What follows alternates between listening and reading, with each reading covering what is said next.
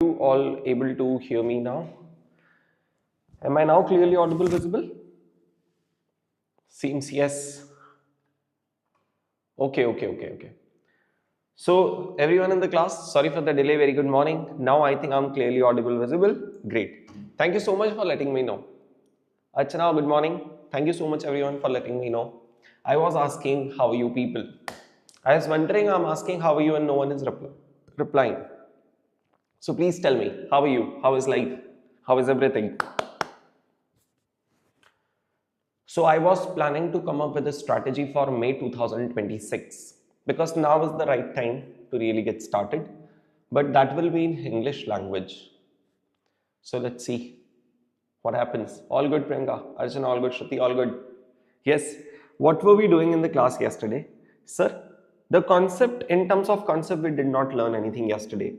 But in terms of question, we did solve some practical question by drawing them on the timeline, especially question number 14. This question is typical in nature, as I said, because it does not, apply any particular concept of valuation. It simply is based on the formula of sustainable growth rate. Yes. And for that, we prepared a financial statement. And based on the financial statement, we people did the solution of this particular question in this manner. My first question, and a very important question every live and recorded people. What happens is that we do the things in the class, then at the end of every day, you have some two questions around at least that you have to solve at home. Either completely homework or in the class we have done on Calci, you have to do at home in the notebook by writing it down. If you not do it on a real-time basis, then things will compile and at the end you will end up leaving them as in not doing them in the notebook, which is a major risk we take. So my request to you all, my instructions, my order to you all from today onwards is that use this weekend. See, it was the first week, so we understand. Use this weekend to make sure all your older backlogs are completed, right? And then from coming Monday onwards, on an everyday basis, you will have to complete the classwork and homework question of that day in the notebook on that day itself. It gives you a better understanding. Are you people aligned to me on this? Please tell me. Come on. Are you people aligned to me? What do you say? Archana says, sir, badhiya. Badhiya is the word. Yes. You have to at any cost do it, recorded people, there's no scope. As I said, if you plan to not write down the questions, kindly take the refund. It's all fine, but I cannot accept this. Definitely. Shruti, I didn't receive an answer from you. Definitely. Yes. Perfect. Now, shall we have some quiz? Everyone. Shall we have some quiz?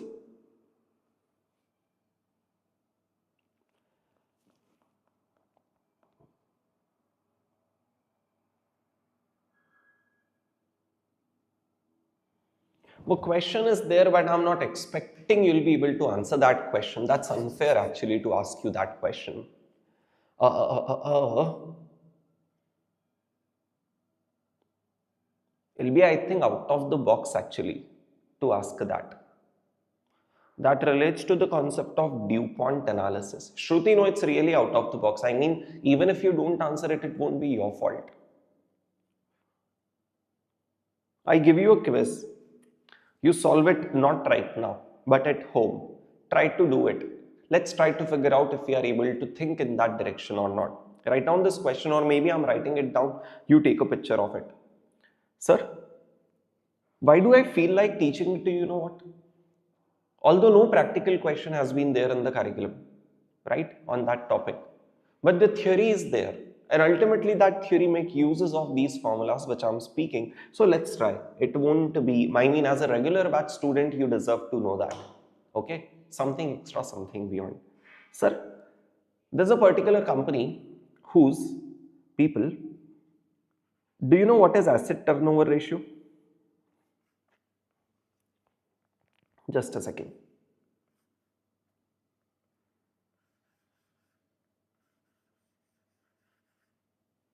You do write it in your notebook, not here. You do write it in your notebook, not here.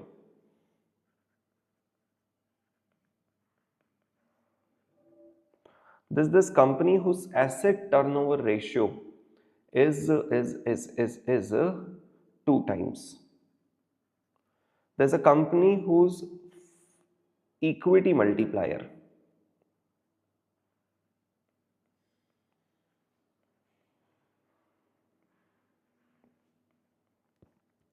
financial leverage we also call it. We also call it equity multiplier ratio. The formula of which I will tell you, the formula of which is assets of the company divided by equity of the company. Suppose the equity multiplier of that company is 1.5 times. Okay. And then let's say net profit margin of the company is, give me a minute,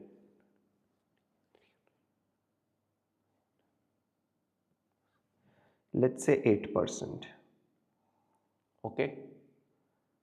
Then let's say the company has a retention ratio of 60%. Using this data, using this data, you have to calculate sustainable growth rate. Oh my God.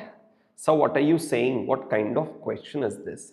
No number has been given. It is all ratios and ratios and ratios only, where I say asset turnover ratio is 2 times.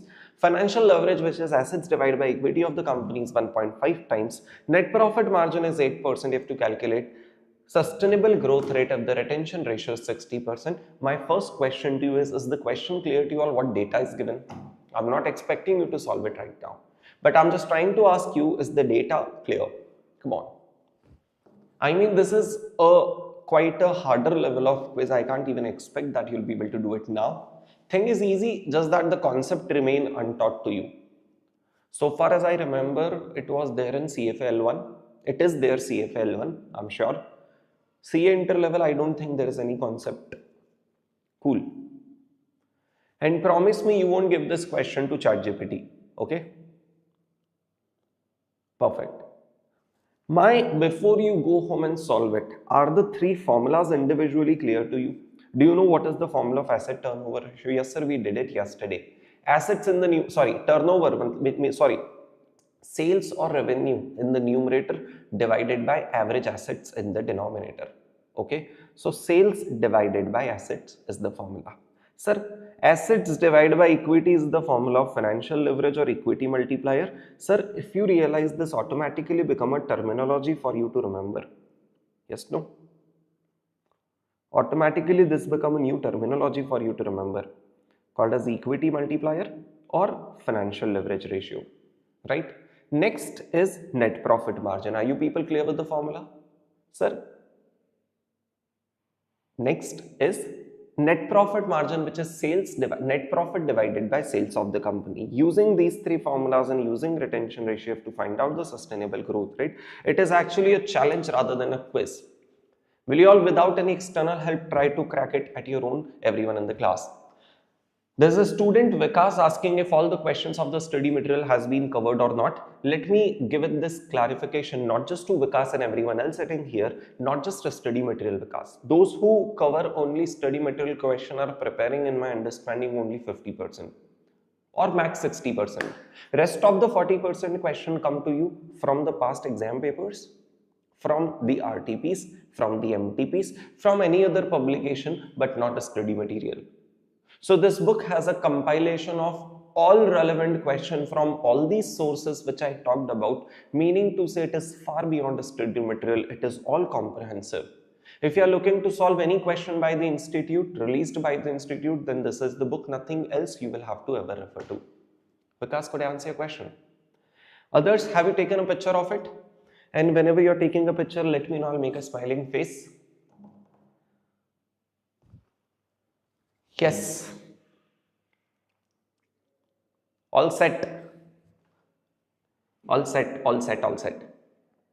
So boss, now let's get started for a really interesting concept for which we gonna go to the out notes. Are we all ready for that?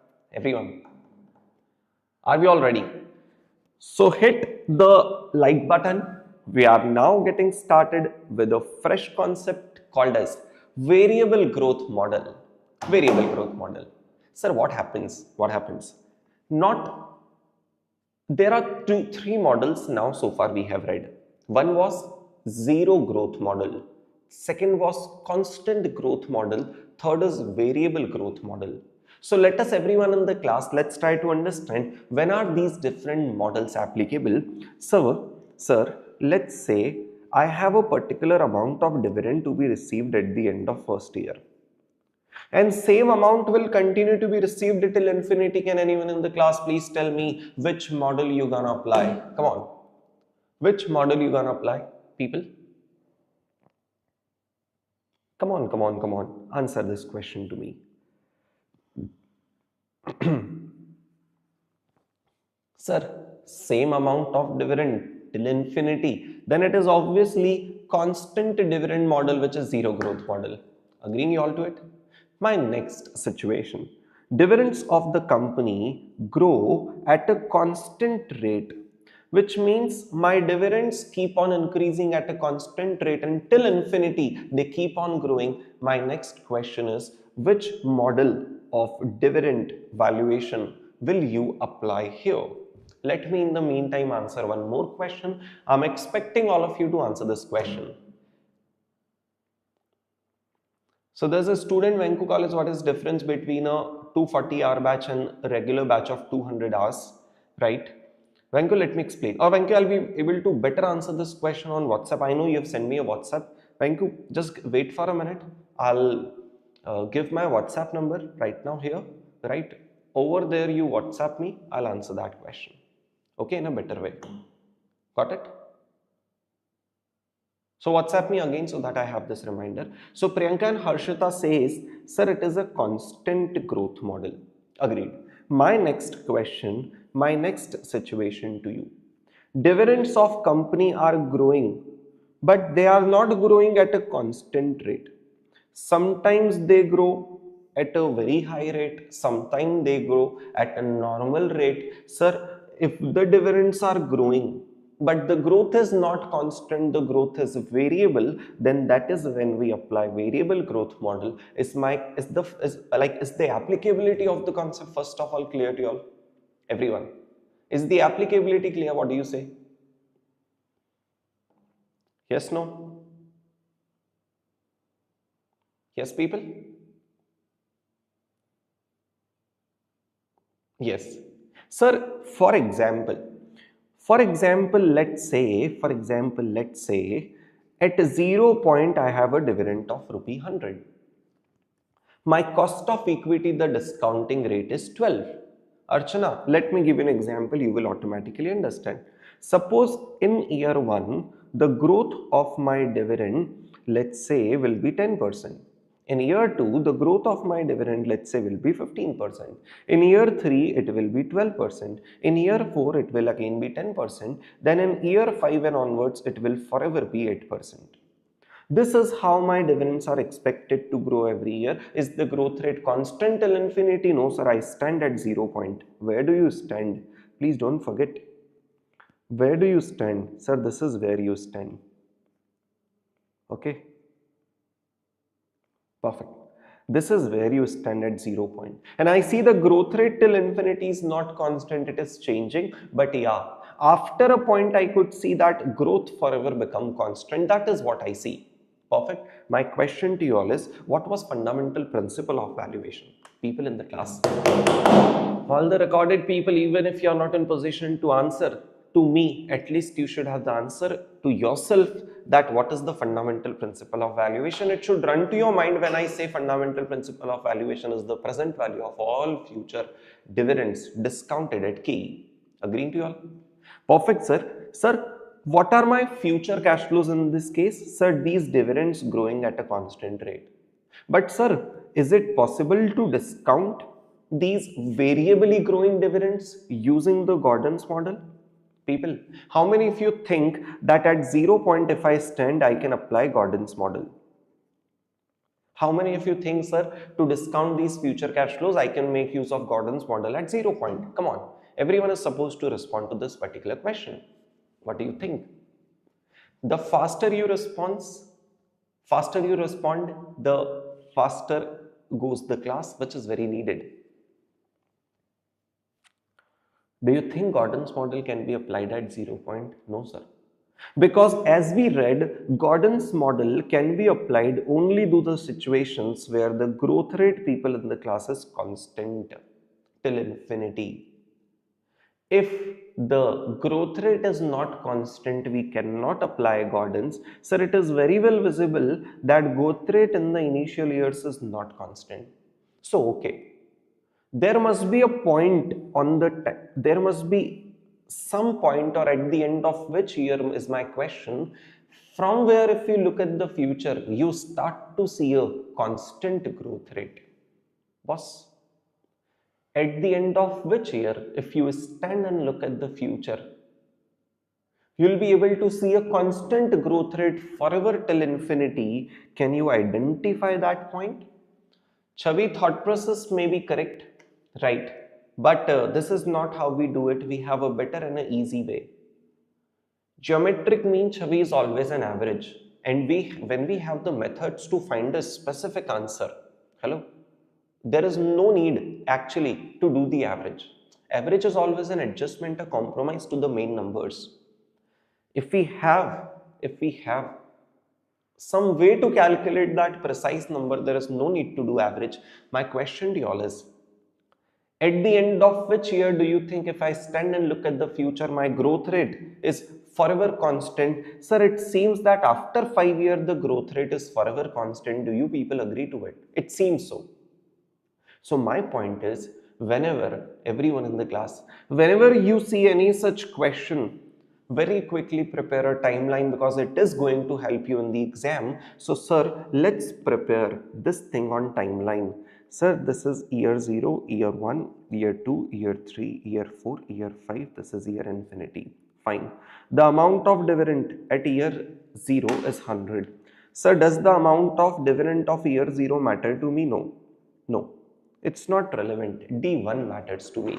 So accordingly, let's figure out how much is the growth.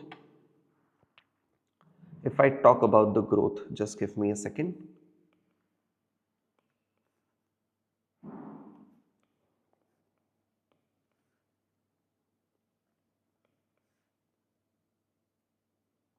Fine.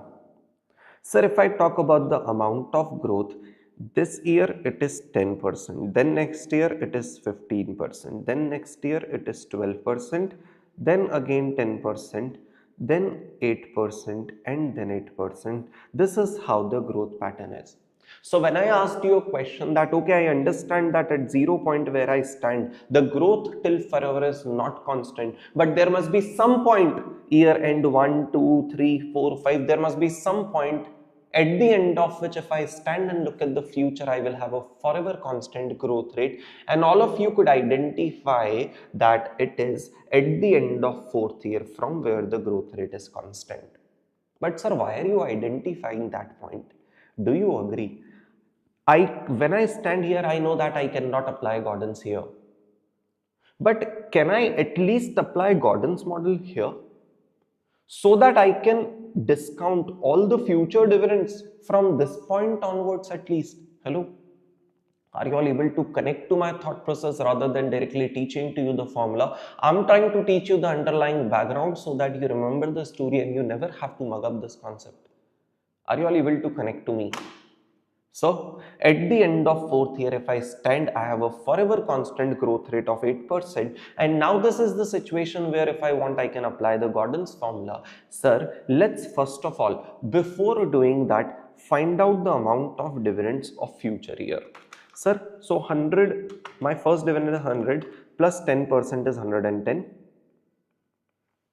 Sir, plus 15% is 126.5.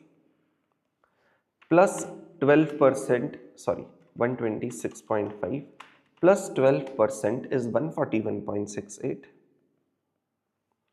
plus 10% is 155.85 plus 8% is 168.32 plus 8% is 181.78. This is how the future dividends are. Did you all observe something? There was a point of observation when we learn the things, it's really in detail. Sir, while adding the respective growth rate, I was rounding off the number to be written in the notebook, but I was not rounding off the number which was there on my calculator. The calculator number continued to remain as it is. I was just simply adding growth and then rounding it off for the purpose of notebook. For example, when I do 126.5 plus 12%, it is 141.68. When I do plus 10%, it is 155.848. I'm writing down 155.85, but on my calci, I keep it 155.848 and then simply add 8% growth to it, so it becomes 161.315, right? So I make it 168.32. For the purpose of notebook, you round it off, but on your calci, it continue to remain unrounded off and you keep on adding growth to it. Is my point clear to you all? This is how you will have to even solve the practical questions.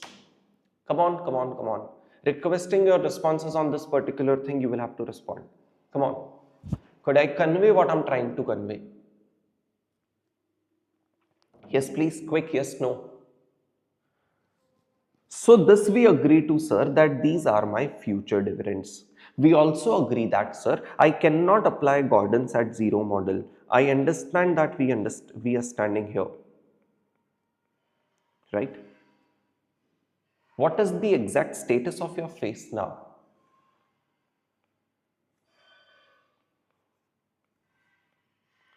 Is it like this? Hello? I want to see a really smiling face throughout the classes, people. So at 0 point I stand and I know that I cannot apply Gordon's model. But which point have you all identified? Sir, we have identified this particular point. Someone said, sir, we are smiling hard. Great. Sir, this is the point we have identified. Agreed. Agreed. At this point, when you stand,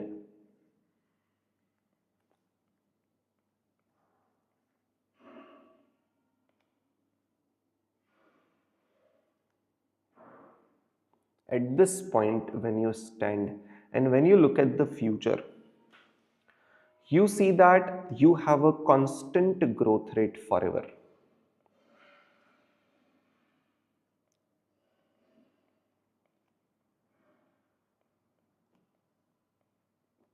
Which means I can apply Gordon's formula here and I can calculate the present value of all future dividends falling after this particular point, and by applying the Gordon's model, the value that you calculate is called as terminal value. Let me write it down. It's called as terminal value, and in exam you can refer to it as terminal value, TV. At the end of which year? At the end of fourth year. Terminal value 4 we calculate. Now you will have to answer my question. When I calculate using Gordon's formula intrinsic value of 0 point, I make it d1 divided by k minus g. Agreed, sir. Similarly, the same Gordon's formula, if I have to apply at the end of fourth year, can anyone please try to figure out how should the formula look like? How should the formula look like? If IV0 or value at 0 point is d1 divided by k minus g, so value at the end of fourth year, won't it be d5 divided by k minus g? Hello, people in the class? Won't it be d5 divided by k minus g? Agreement or disagreement? What do you all say?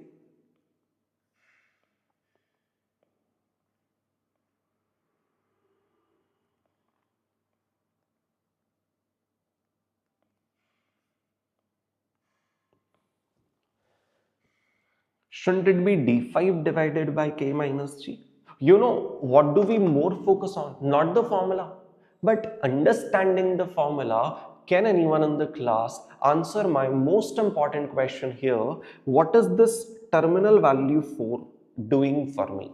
Can you understand this and tell me what is this terminal value for doing? Terminal value for is doing to me. Can you understand and tell me?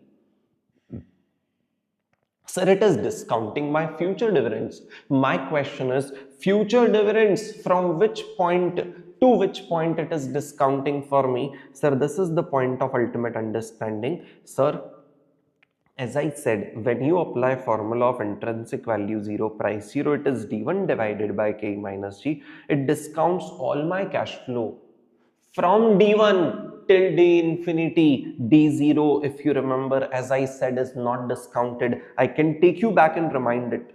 As I said, it discounts from d1 to d infinity. D0 is not getting discounted here. My first dividend which gets discounted is d1. Similarly, here the first dividend which gets discounted is d5. So what is this doing to me? So this is this terminal value.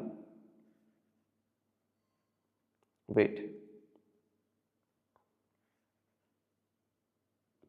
This terminal value is nothing but doing present value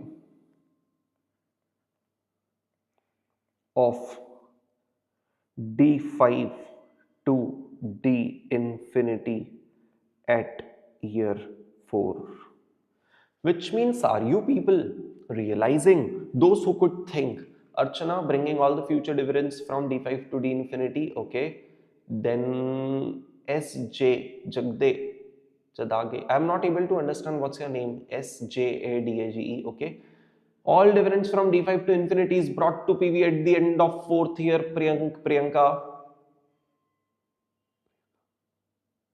Priyanka, that's your, what should I call it? What's your first name? Is it Priya or Priyakan?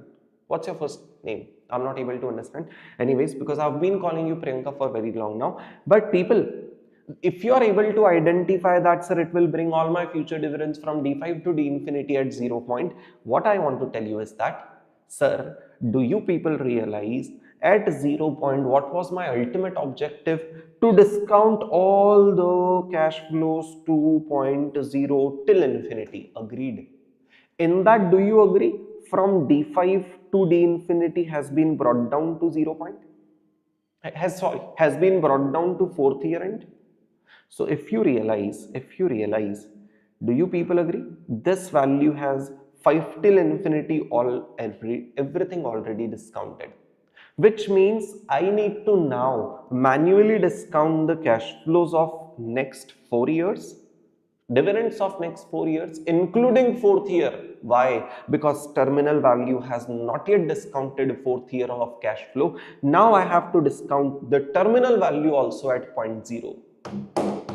Boss, along with the dividends of next 4 years, including 4th year. Remember, if I discount terminal value also at 0 point, I will end up discounting all future cash flow 2.0, which is nothing but the value of share as per fundamental principle of valuation. So sir, let us discount.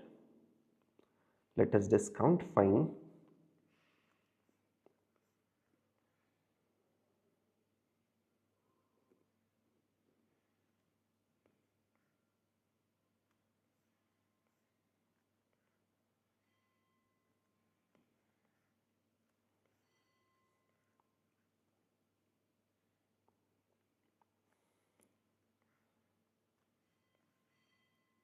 Cool.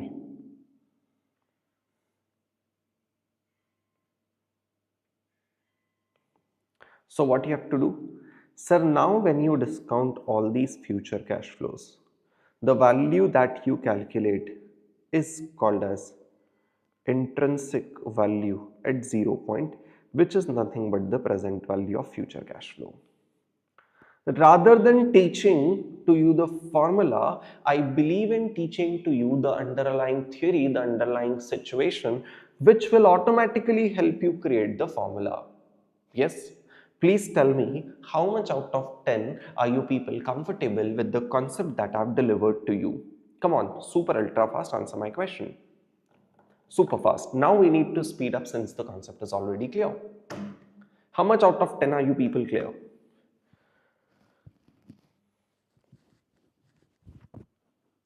Priya is 10 on 10. Priyanka, sorry for very long I have been naming you as Priyanka. Archana is 10 on 10. Other recorded people, please tell me.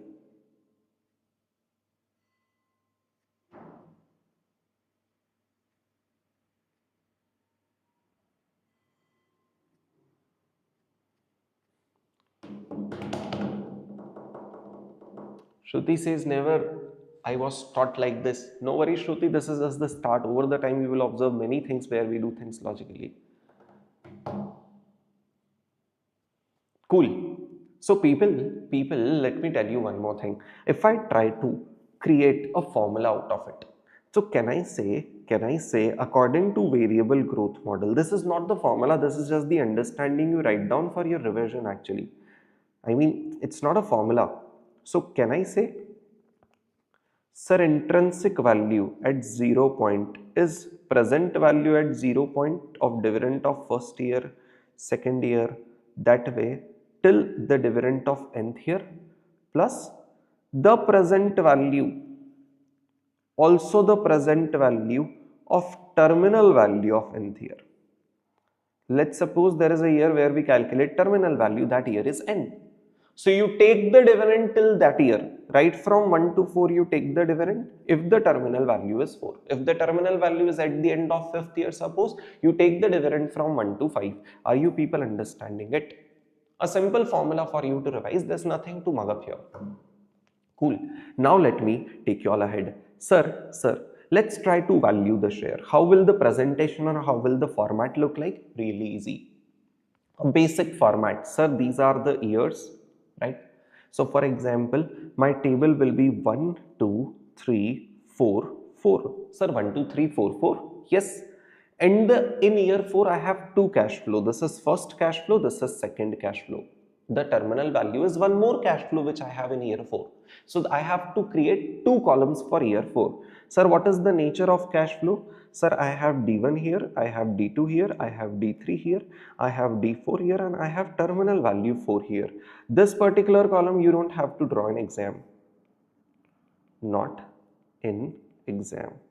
This particular column is just for your and my understanding in the concept notes. Perfect. Sir, what is the amount of those cash flow? Dividend of first year, as I see, is 110. Dividend of second year is 126.5 and then 141.68. 126.5 and 141.68. Yes. Then it is 155.85 and 168.32. So 155.85, right? And then 168.32 is D5, which will be used for calculating terminal value at the end of year 4. So 168.32 divided by K minus G. Okay, 168.32 divided by. Let's suppose the discounting rate given in the question is 12%, 0.12 minus G is 0.08. What is the forever growth now? What is the forever growth now? 8% divided by K minus G gives you what terminal value? So 168.32 divided by 0.04 is 4208 is equal to 4208. Perfect. Please validate the numbers. Please validate the numbers. What is present value factor at the rate of 10%? 1.1 divide equal to is 0.909 is equal to 0.826 is equal to 0.751 is equal to 0.683, and similarly what is the last one? What is the last one? Similarly is equal to 0.683 only. Please don't make the mistake of taking a new present value factor for 5th year. It continued to remain 4 year only, so the present value factor remain 4 year only. People, are you broadly clear? I have the cash flows for the next 4 years. I have the discounting rate applicable to each of the year, my expectation from you is you multiply the amount with the present value factor and calculate the discounted cash flow, give me a total of it. Yes, take a minute, do it, give me the answer, and give me a minute also. Let me have water, just a minute.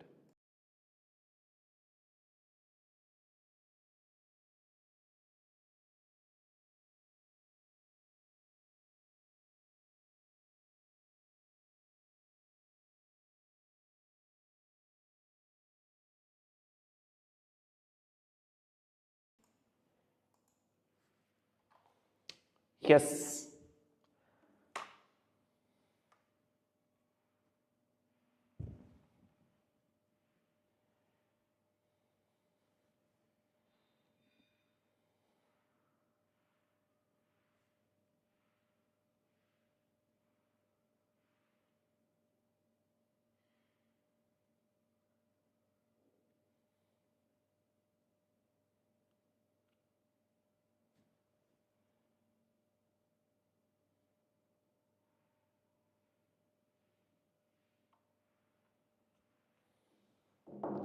3291.39 is the answer someone is saying. Someone will have to confirm it also.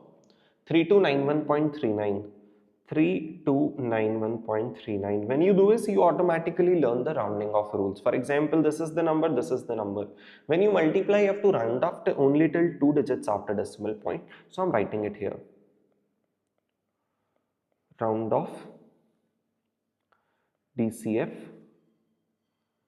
till 2 decimal points.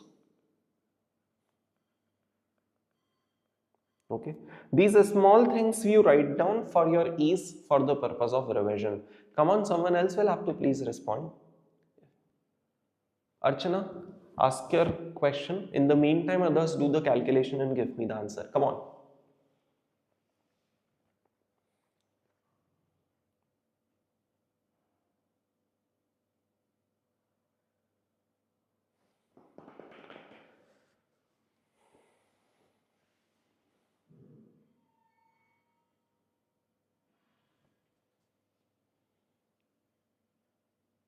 Harshita, same answer? That's great. Perfect. Priya. Archana, ask your question. Sir, so this is finally the intrinsic value of the share. This was all fine, right? This was alternative one of solving it. Just give me a minute.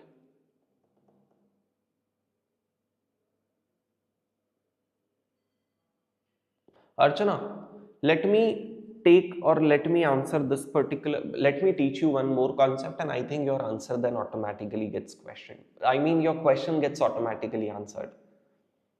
Are you fine with it? Sir, in this case, in the present case that we have done, we have calculated the terminal value, boss. We have calculated the terminal value at the end of fourth year. Yes. I want to teach you one more method of doing it where we will end up calculating the terminal value at the end of third year. Sir, what are you saying? Yes, for example, let me bring it to you. Let me bring it for you all. The entire timeline here. Just a second. Just a second.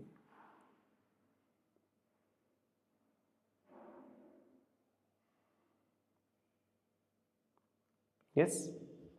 Perfect. The same timeline. Question remain the same. Question remain the same. That, sir, at 0 point, where I stand, my dividend was rupee 100. Dividend will grow at the rate of 10, 15 and so on percent at the end of every year. According my D1, D2, D3, D4, D5, D6 become this, right? You note down this much, you let me know in the chat box, then we all proceed ahead. Super fast, please note it down only till the point where I have done it. In fact, you may not note this one down. There's no need. Please note this down. Waiting for you to do it.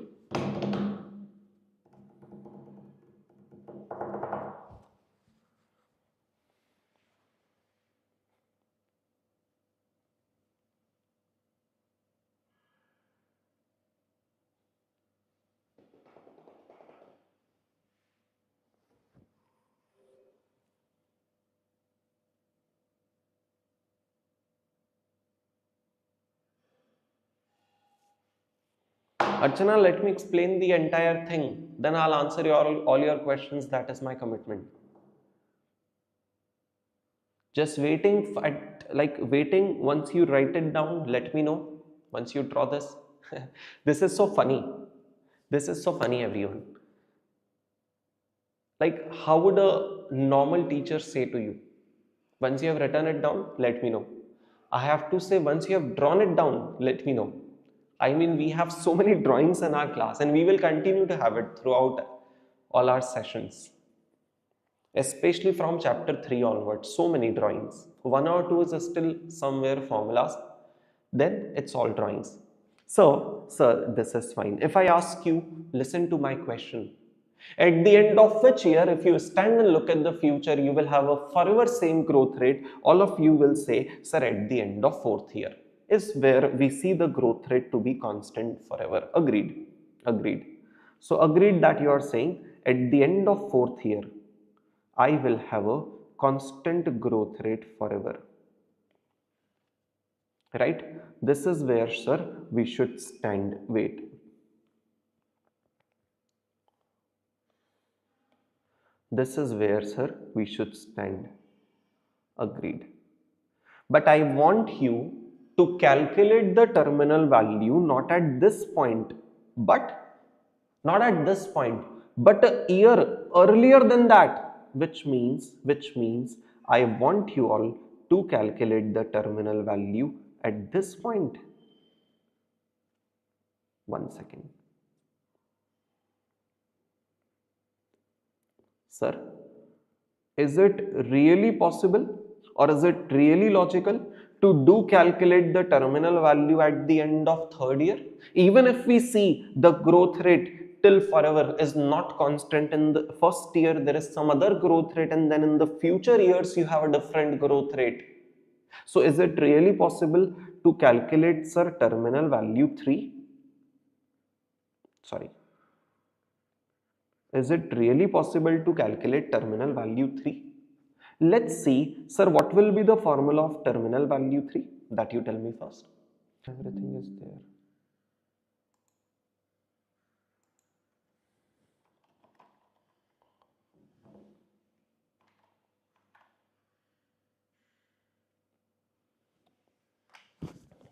Let me do some Shakti and all. Is it now visible? People, I have tried to chant some mantras and everything. Has it worked? People, am I now visible to you? Audible to you? What is happening? Yes, it's working, right? So just to tell you, I know all that as well. Okay, this was particularly for the students. This is particularly for the students who feel that, who take me lightly. Just to tell them that I know all this as well. Well, jokes apart, listen to me. Sir, terminal value 3 we know is d4 divided by k minus g. My question still remains, sir, is it really possible to calculate terminal value 3? We'll talk about it, but suppose we are able to. Let's say for now, let's assume that okay, we can calculate terminal value 3 also. So formula is also clear. That formula is also clear. Just 1 second. Since terminal value 4 was d5 divided by k minus g, similarly terminal value 3 will be d4 divided by k minus g. The point to understand here is what will terminal value 3 give to you? Sir, it will, people in the class, please understand, give to me the present value from d4 till d4 to d infinity at which year? At year 3 is what is it going to give me from d4 to d infinity, sorry. which means terminal value 3 will discount all the future cash flow from 4, 5 till infinity and bring everything to year 3, which means, do you agree, if I stand at 0 point, then I have to manually discount the dividend of first year, dividend of second year, dividend of third year also, because TV3 does not include the dividend of third year, it includes from fourth year, and then I have to discount TV3 which has everything from 4 to infinity, and that's how I'll be able to bring all the future dividends to point 0 based on this logic. I mean, everything remains same as the previous alternative. Only thing is that rather than TV4, we are just using calculating TV3. Boss, I am yet to answer your question, sir, but how come TV3? That is all fine. But are you people understanding that what I'm trying to teach you now is exactly same as what you have already learnt in the previous alternative? Come on, tell me.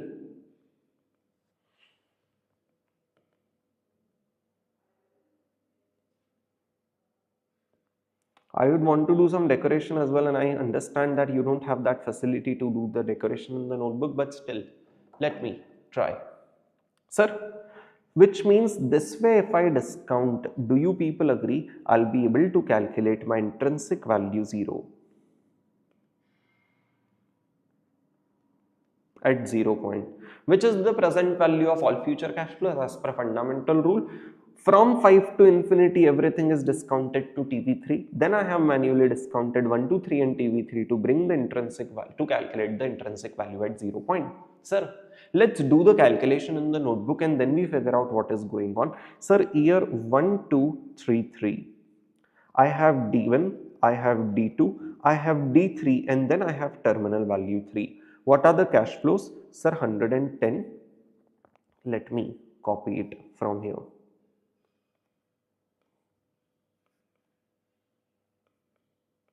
What are the cash flows?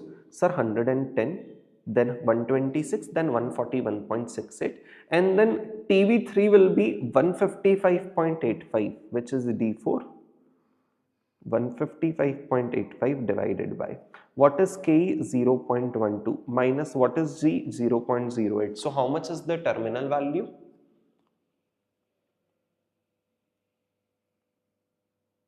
Oh, video is getting stuck again and again, is it? Archana says the video is getting stuck again and again. Is that the case? Someone please confirm. So I have, for those who are not able to connect to me, I'm repeating it. Sir, D1, D2, D3 are the three dividends, and then terminal value 3, which is based on D4 divided by K minus G, is what we are trying to calculate. Okay, so 155.85 divided by 0.04 give me 3896.25. People, the present value factor for that is going to be again 0.751, right? Once you are sure with the numbers that this is what even you are getting, please give me the present value of future cash flows. I am on this particular part waiting for your responses. Come on, please, please, please.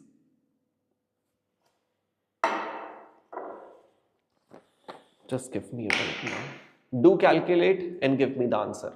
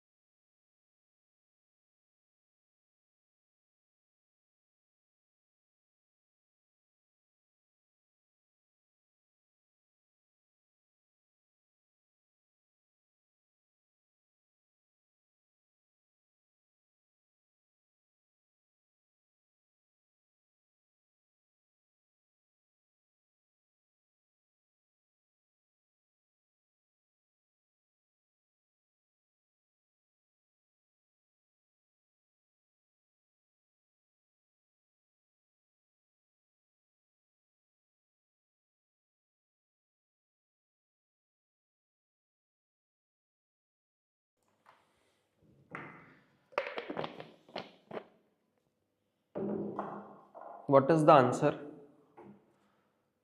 3236.971, is it? It's hard to believe.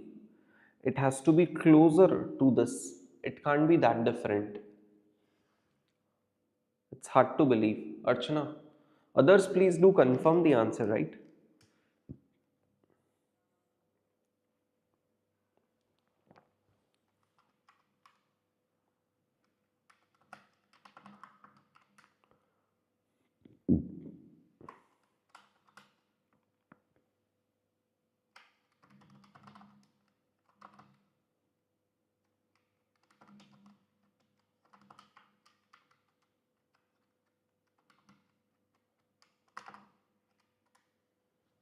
3236.96 only. That is correct. 3236.96.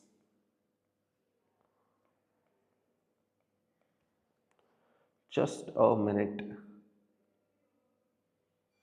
Because generally saying we don't have a difference of even this much, frankly.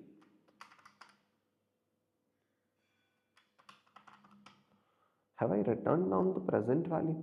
Did you all individually calculate this? Then I'm assuming even this number is correct. We just need to verify that the difference, see, logically I will justify to you, logically the two answers have to be absolutely same, right? If there is a difference, there are two possibilities. One, we have made some calculation mistake, which is what I'm trying to verify. Second, due to the rounding off, right? For example, if I take a present value factor, for example, 4208. Now, the present value factor is something, but I have rounded off the present value factor, which is why this number will make a significant difference because 4000 is a bigger number. When you multiply it with something which is rounded off, then it creates a bigger impact on the answer, which is why I just wanted to verify. Even this seems to be correct, even this seems to be the correct. The answer is different only because of rounding off, but you can connect that it is 3291 and it is 3236, which means a difference of not more than 55 something rupee, right?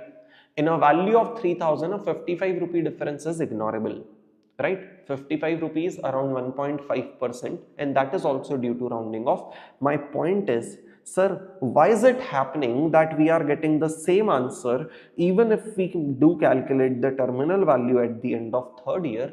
And how is it possible to calculate terminal value at the end of third year where we know the growth rate is not constant? Boss, I'm not expecting you all to give me the answer. I'm expecting that you understand my question. That, sir, how the hell did you calculate the terminal value at the end of year 3 is the question. Where the Gordon says that this formula is applicable only when the growth rate is constant, but we observe that the growth rate is not constant from that point. Did you understand my question? Was requesting your responses. Come on, tell me. I will myself answer it. However, if you answer it, that will be great. But at this point, I have an expectation that are you understanding my question? Come on, tell me. Please, please, please tell me. Do you observe what is the difference between alternative 1 and 2? In alternative 1, we calculated the terminal value at the end of fourth year, which looked illogical because after then, the growth rate was actually constant at the rate of 8%.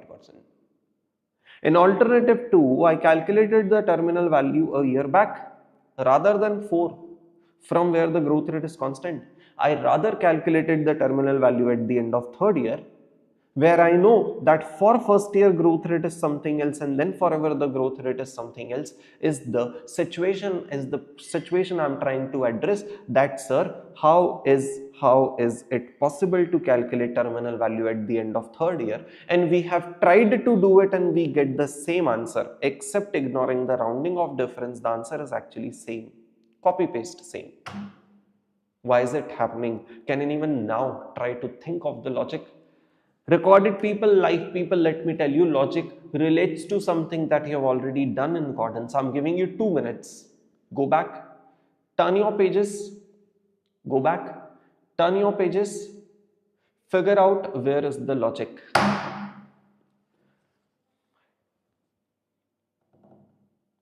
Priyanka says, why are we not considering the 10% growth rate throughout, Priyanka?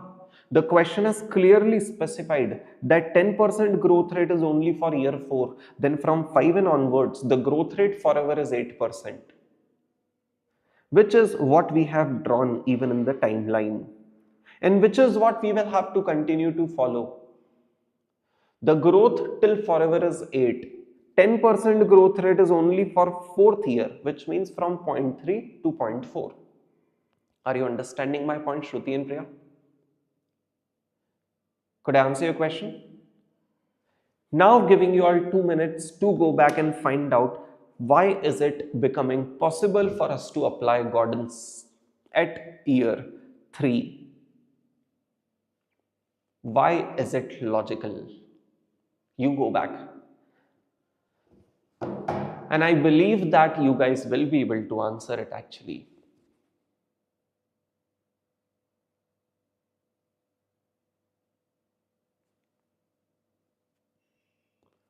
Priya and Shruti, could I answer your question first of all?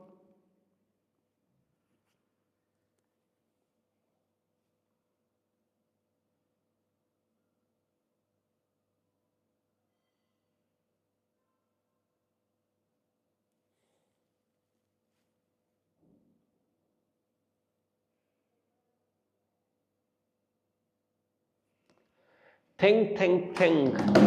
Welcome to the brainstorming session. 1 second. By the time you're thinking, let me answer a question. Priya, your answer is worried about why not considering this 10% growth throughout.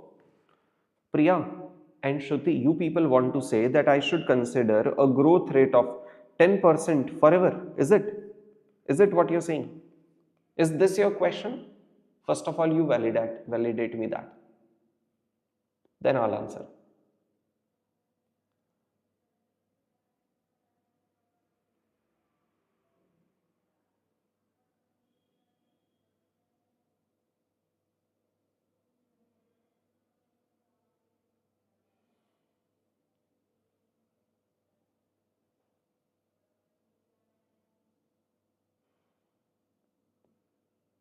Okay, you people want to say that, sir, 8% is forever growth, that we understand. But since you are applying the terminal value here, right? In the formula of d4 divided by k minus g you take 8%, that we agree to, sir. But the problem is that, sir, this growth of 10% has got entirely ignored is your point. Is this your question now, Shruti and Priya? That this 10% growth rate has got ignored.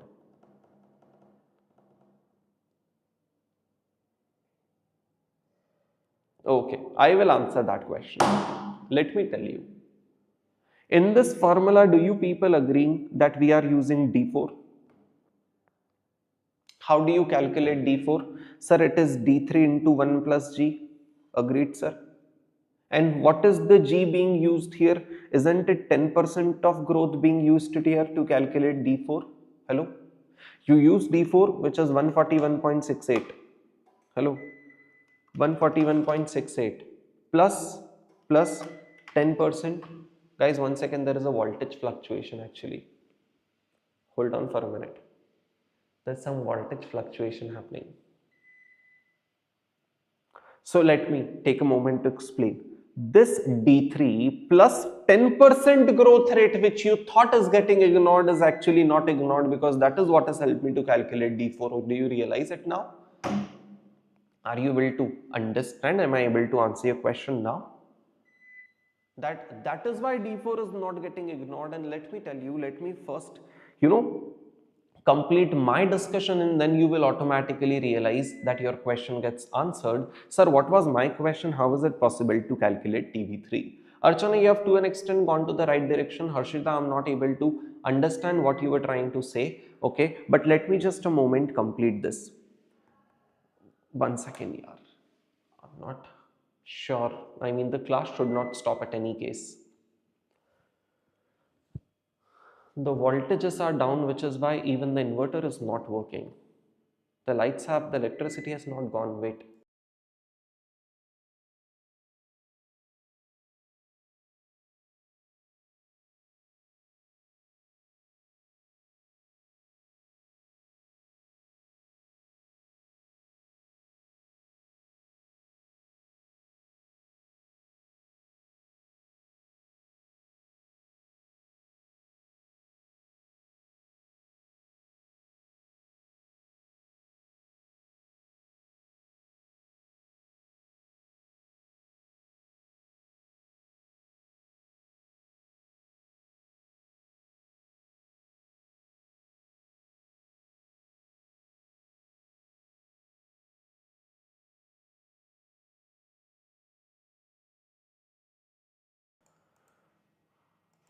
People, are you all able to see me?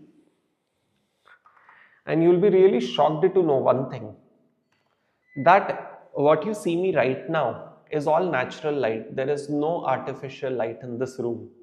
It is all natural light which the camera is capturing and doing. Let me take a picture of it. Let me show it to my team.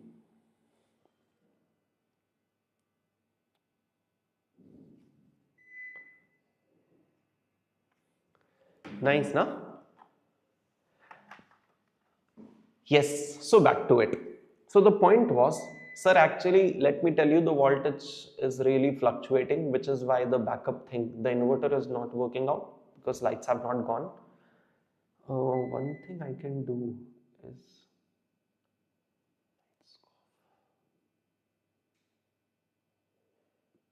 give me a minute.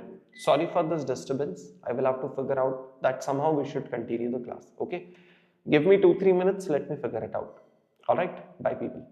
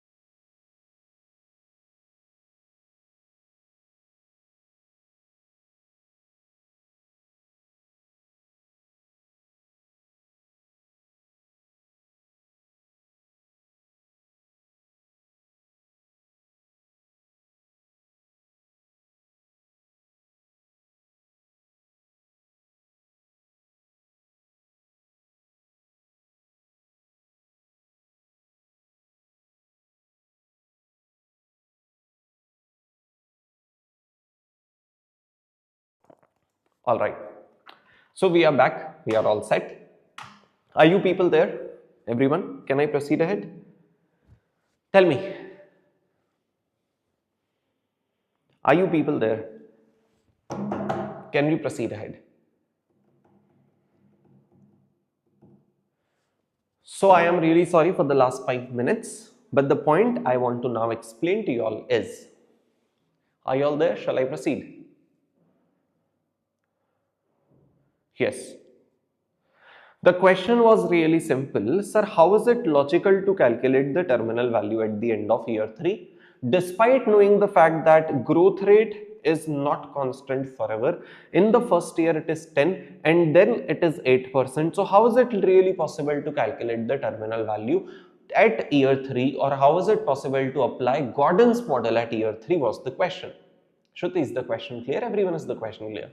Now let me tell you. Do you remember I said to be able to calculate the term, to be able to apply the Gordon's model at a given point, the growth rate has to be constant. Agreed? Yes, sir. The growth rate has to be constant from which point to which point is the main part. When I calculate, when I apply Gordon's model at 0 point, I want its growth rate to be constant, not from 0 to infinity, but from year 1 to year infinity. Are you understanding?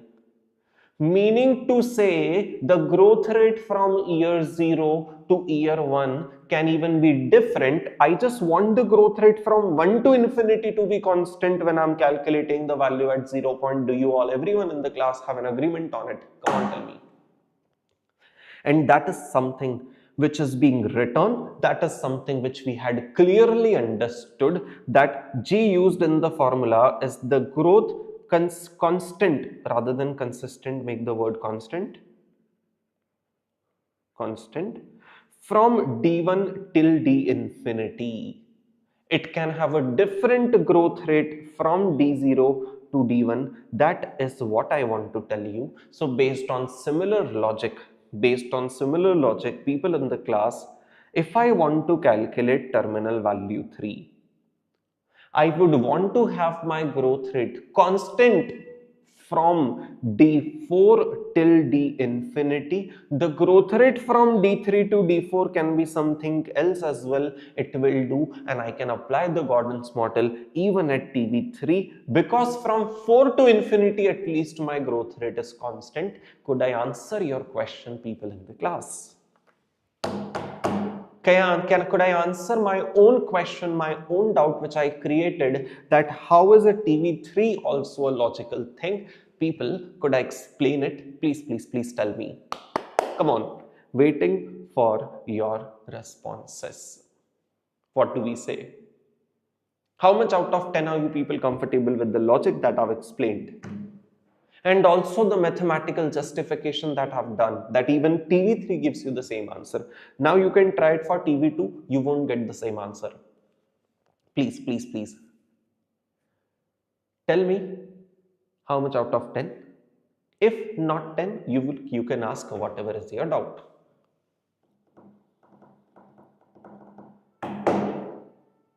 Priya, your doubts gets clarified, right? Your doubts gets clarified that TV3 use D4. In your D4, that 10% growth is automatically considered.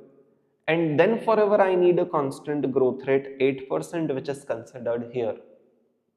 And anyways, my formula want the growth rate to be constant, not from that point itself, but from next year onwards.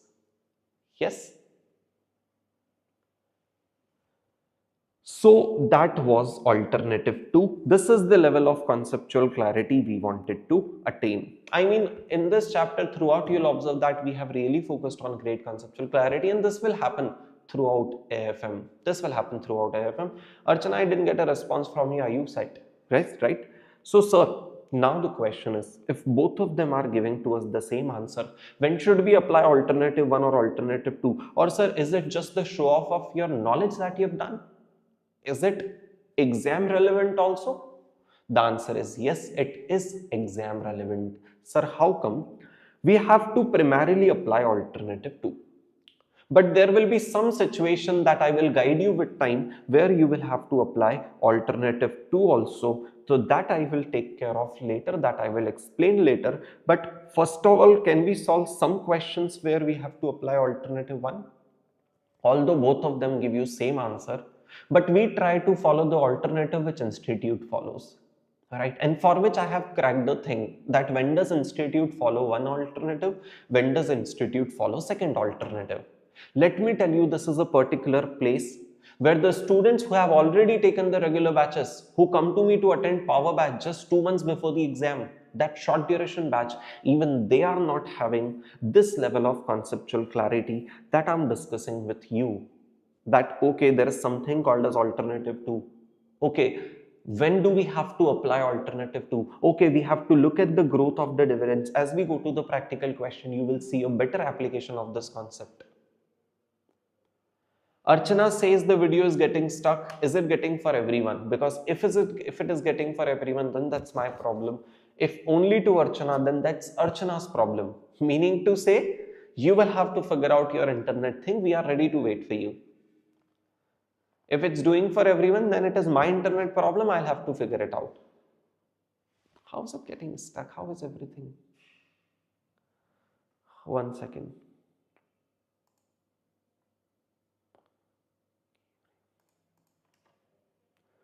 Just a minute.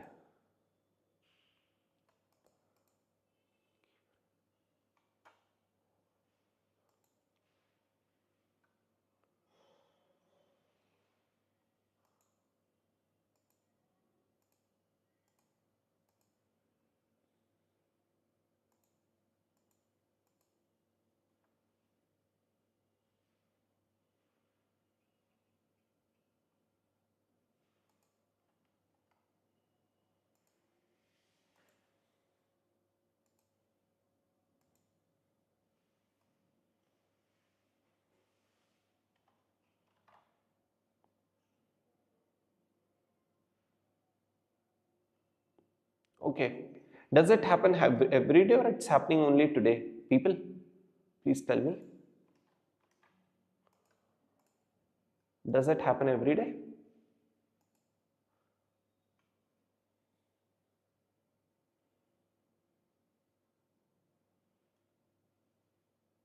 It's today only. Cool. Well, I have not changed any settings. Okay, so kindly bear it for a day. Kindly bear it for a day. Okay, so let's not waste time in all that. Kindly, since you are saying that it's not much, it's manageable, kindly do it. So let's now go to the practical question. We are now looking at the practical question, starting with the first practical question, which is question number. So let me tell you, question number 15 is something we can skip. A very older question, which is that too, which is not very relevant. Question number 16th is what we have to do, but only in the notebook, only in the calci. Question 16th we gonna do now, but only on calci. Okay.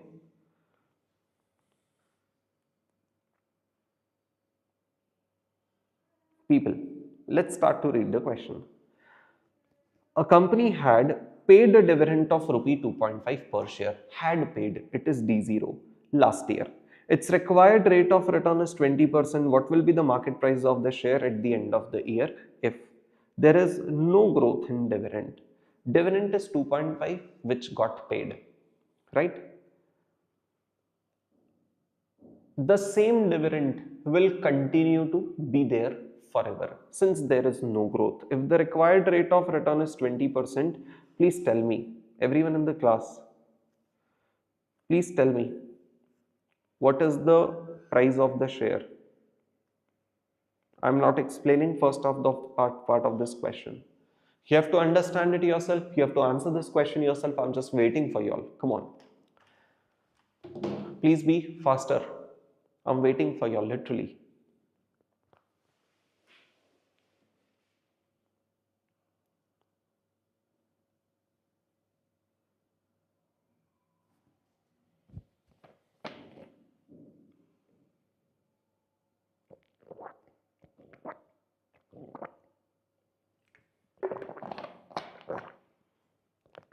Sir, such a common sense. If the dividends are constant, we say D1 divided by K is the formula. D1 is 2.5, K is 20%, answer is 12.5, agreed, sorted. So next, it is only on calci question. You don't have to do it in the notebook at all. Just that conceptually you should be clear how to solve the question. Presentation, I am confident that you will be able to do it because there are more difficult presentations we will do in the class.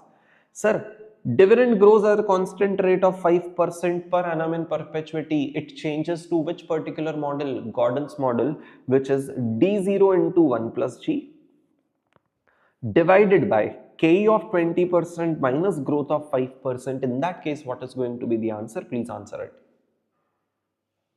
Archana says 7.5. Come on, others, waiting for your responses.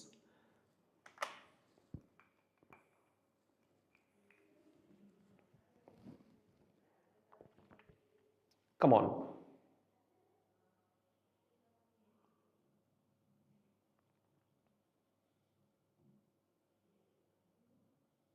$17.5 again, great, basic.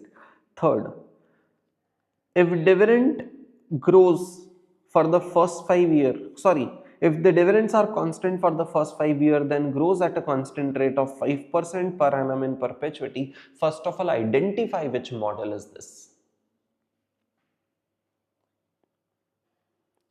Is it a variable growth model in your opinion or not really?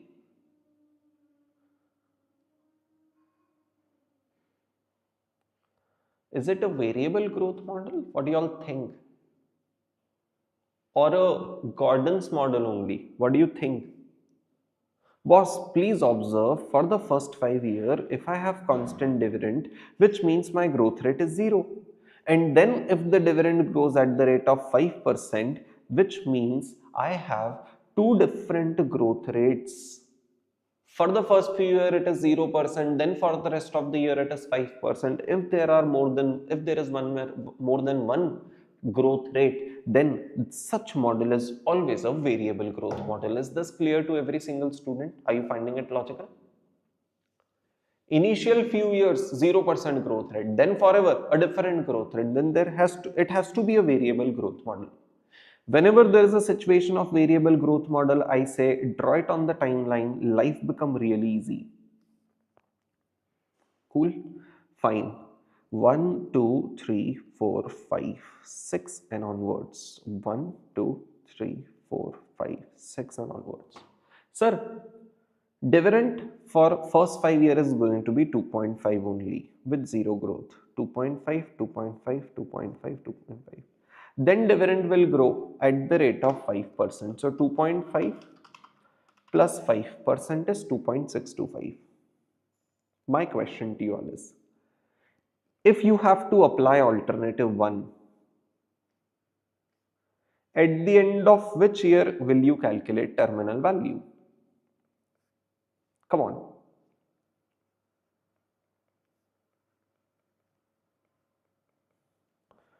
If you have to apply alternative 1, at the end of which year will you calculate terminal value? Come on. Waiting for your responses. Sir, the point where I stand and look at the future, and if I see the growth rate to be constant, then that is where I apply terminal value. Do you agree? At the end of 4 year, if I stand, the growth rate forever is not constant. In the first year it is 0 and then forever it is 5. Then at the end of 5th year, boss, at the end of 5th year, if you stand and if you calculate terminal value 5, then we can say the growth rate till forever, everyone in the class is constant. Archana, Shruti, everyone else, those who are thinking 4 year is what we should calculate, then what is the logic, boss? Alternative 1 is what? Identifying the point from where the growth rate is constant till forever and calculating terminal value at that point. Isn't it 5th year end? Please answer my question. Yes or no? Please answer my question. Isn't it 4th year end, 5th year end? Hello? Recorded people, what's happening? Are you able to connect to my thoughts? Am I able to deliver my thoughts to you? What do you say? It's clearly, sir, 5th year end. So terminal value 5 will be, as I know, it will be D6 divided by K minus G. Sir, do we have D6? Yes. Do we have K? Yes, sir, given in the question directly. Do we have a forever growth rate? Yes, sir, of 5%. Please give me the answer of TV5 first of all. TV5. So 2.625 divided by K is 20%. G is 5%, so divide by 0.15. Give me 17.5 as my terminal value of 5th year. Agreeing to it? Aligned to it.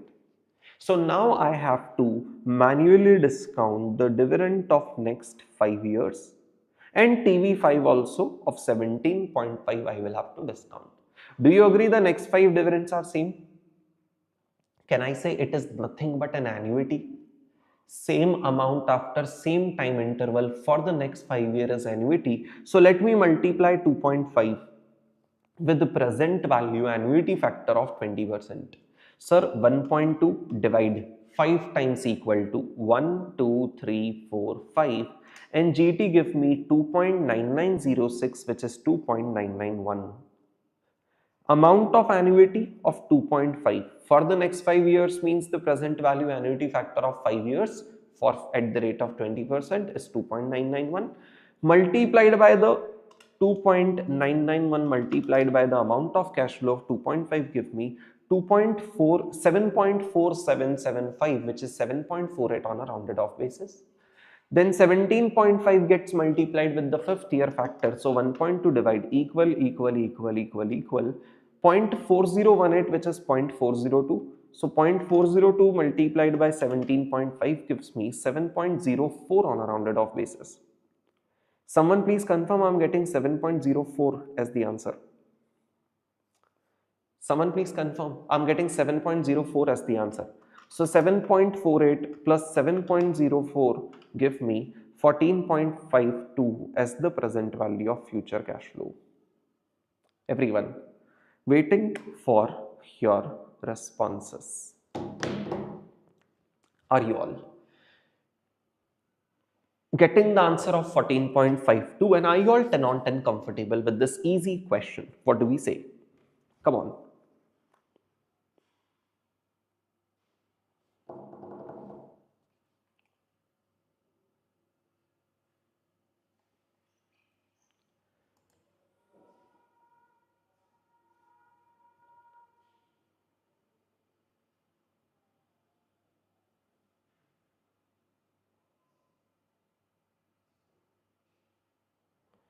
Archana, let me answer what you're saying.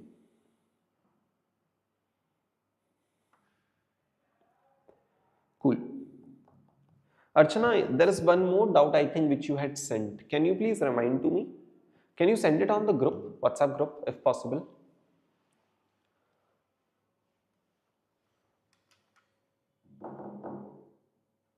So as I told you, there is this WhatsApp group of live people which is going to remain till the batch is going on. That is primarily for the live communication. Then you all will get a link for the main group where you can join and continue to communicate for rest of the time.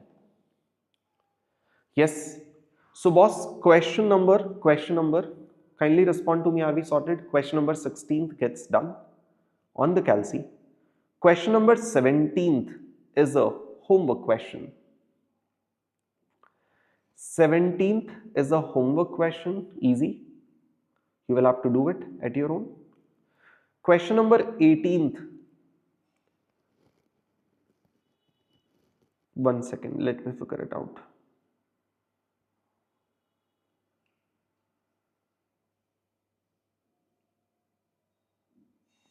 Seventeenth is homework, but only on Calci. You have to do it, but that will remain only in Calci, not in the notebook. Question number 18th is the homework that you will have to do in notebook. Okay? Proper question you will have to do in notebook. Only point is that I will want to tell you one thing.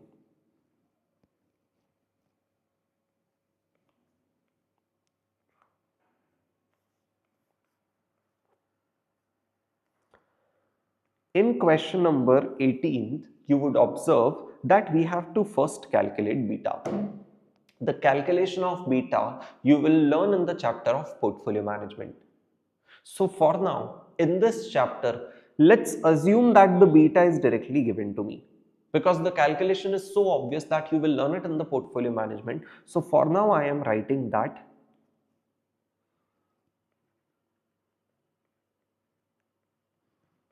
let's make use of beta directly because its calculation will be learned in portfolio management. Its calculation will be learned in portfolio management. Done.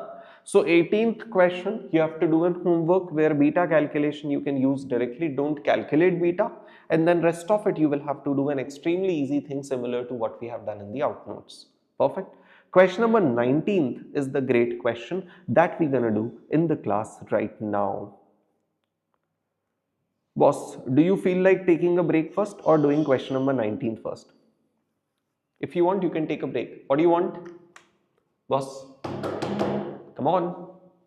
What do you want?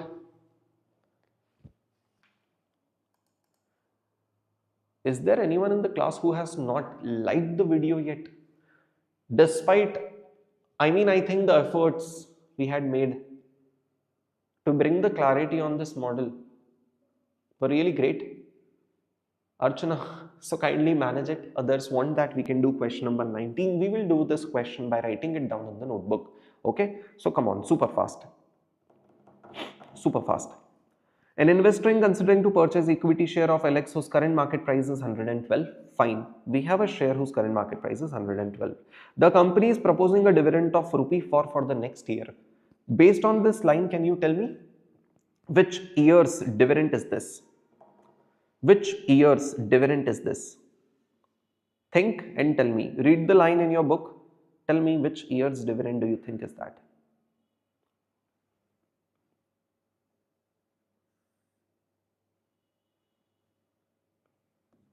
People. So for the sake of saving time, what I'll do is that I will use the timelines that I had previously made in my previous batch. Rest of the things we will do in the class by writing down. Only the timelines I will use previously made for the sake of saving time. And anyways, I'll give you that time that you make it yourself, right? So just a second, let me open the question again. 19th question on page number 14 is what we are doing right now. Okay, listen to me. So, what it says. Archana, don't worry.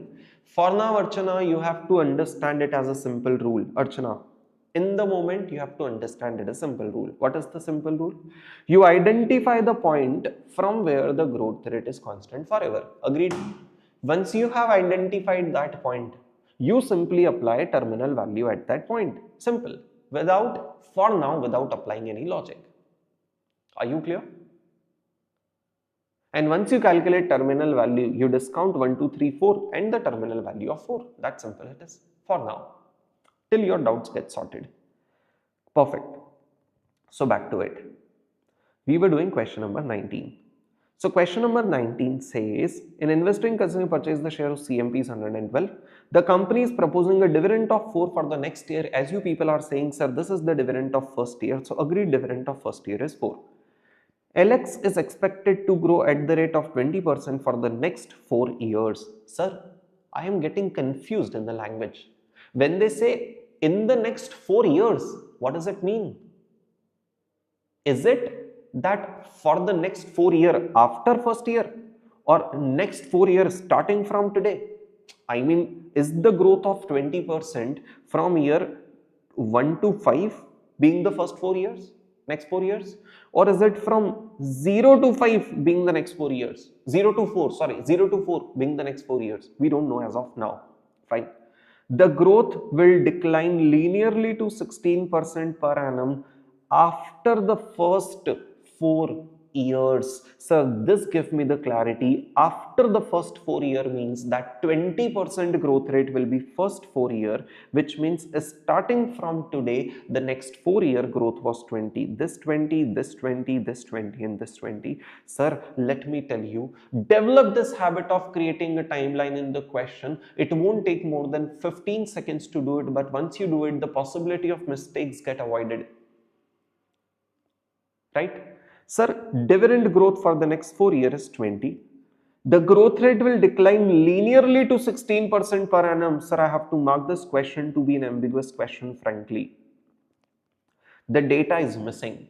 When they say the growth rate will decline linearly to 16% per annum after the first 4 years, it means that gradually, by the same percentage every year, the growth will come from 20 to 16. You know what is the data missing?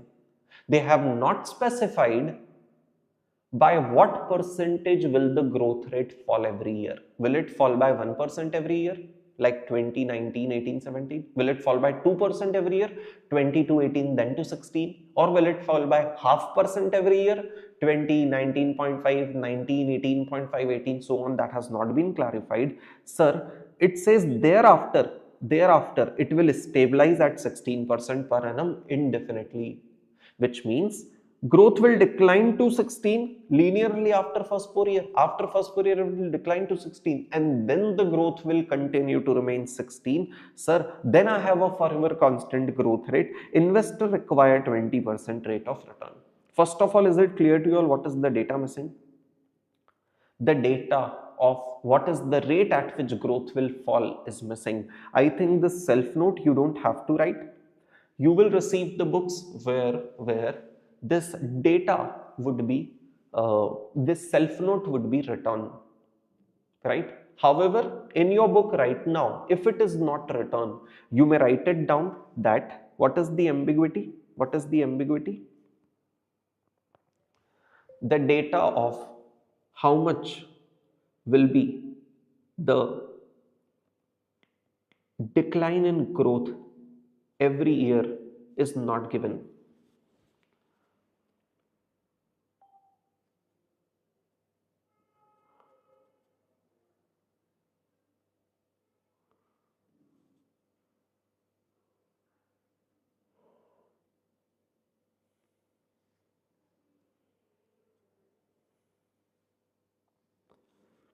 Align to me? Why is this question an ambiguous question? Perfect. Fine. So, sir, this is the problem that we don't know. Fine, sir. Sir, you have to calculate the intrinsic value. What is it worth to purchase the share? That is also we will have to tell them, and the present value factors have been given. You know what is the point of learning in this question? Do you agree present values factors is given only to the point till we have to calculate the terminal value? Yes or no? What I'm saying, if I'm calculating the terminal value of fourth year, then I have to then I need the present value factor till 4 year. If I calculate the terminal value of third year, then I need the present value factor till 3 years. Hello, yes or no, people in the class, tell me. I'm not expecting that you all remember such things in the exam. But now when I teach you, with the time, with your revisions, you will be able to automatically connect to such things is what I'm saying. Boss, could you connect to what I said? Please tell me. Could you connect to what I said? Come on. Sir, if I have been given the present value factors of 7 years, then let me make some trials. For example, I know that it has to be brought from 20 to 16 over the years. Can I say the most natural assumption will be 1% every year? The most intuitive assumption is 1% 1 year per year. So let's try to drop it by 1% per year. So I know that for the next 4 year, growth rate is 20% per annum. Fine. Then for fifth year it will be 19, for sixth year it will be 18, for seventh year it will be 17, then 16 and then 16 forever. Agreed? That's how is the 1% drop every year. Assuming that this 1% drop is correct, let's assume for now. Let's figure out at which point should we calculate the terminal value. Observe the data given in the question. Okay, for now let me remove it for your ease. For now let me remove it. Observe the data given in the question and answer my question, at the end of which year, if you stand and look at the future, you will have a same constant growth rate forever. People in the class, what do you say? At the end of which year, if you stand and look at the future, you will have a same constant growth rate forever. Sir, it is very well visible at the end of 7th year, if I stand, my growth rate is forever constant at the rate of 16%. Do you all have the alignment with me? Are you all agreeing to me? Which means, do you agree, sir, I can calculate the terminal value 7? And if I calculate terminal value 7, I would need the dividend of 8th year. D8 divided by K minus G is what I need to calculate TV7. And then manually I will discount the dividends for the next 7 years. From D1 to D7 I will manually discount, and terminal value 7 is what I will manually discount. Means I need the present value factors for 7 years, and since I have been given the factors of 7 years, I can understand that my assumption actually was correct. Boss, this question gave you a very specific learning which sometimes does happen in the exam, that you have to make use of given data to a lot of times, eliminate the ambiguities of the question. Could I answer? Could I teach you that? What is the point of learning here? What is the point of learning here?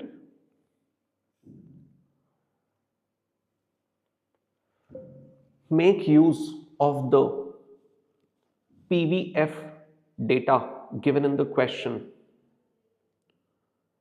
to crack it.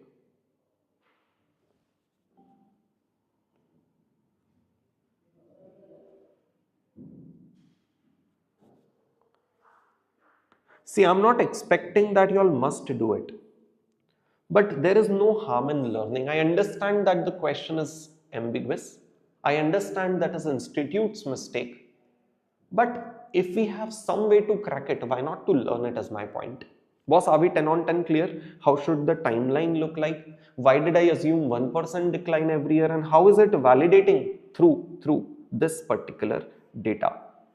Yes. So great. So let me tell you, we may take few more minutes to solve the question and it'll be too late for you to have the breakfast. Let us take a break. Let's meet back at 10:05 or 10, whatever you want. Now we have understood the question. Now solving it won't take time. I just have to create the table from 1 to 7, then 7 again. Find out the difference in terminal value, multiply the present value factors, and finally calculate the discounted cash flow will be the answer to this question. We will do it in the class only. How much break do you want? 10-minute or 15-minute? Boss, come on.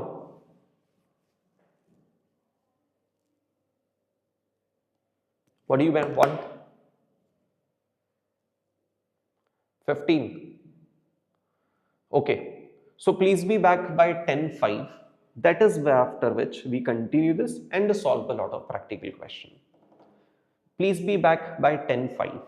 All right, everyone. See you all at 10:05. Bye. And don't give me surprise that sir we have already solved it at our own. We will do it in the class. Bye.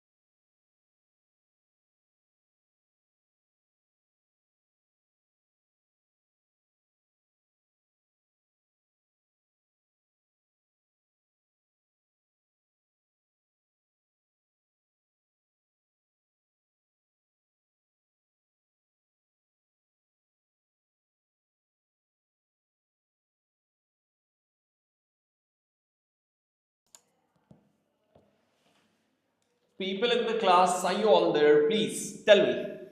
Back, back, back. Just give me a minute. Let me attach my mic for better.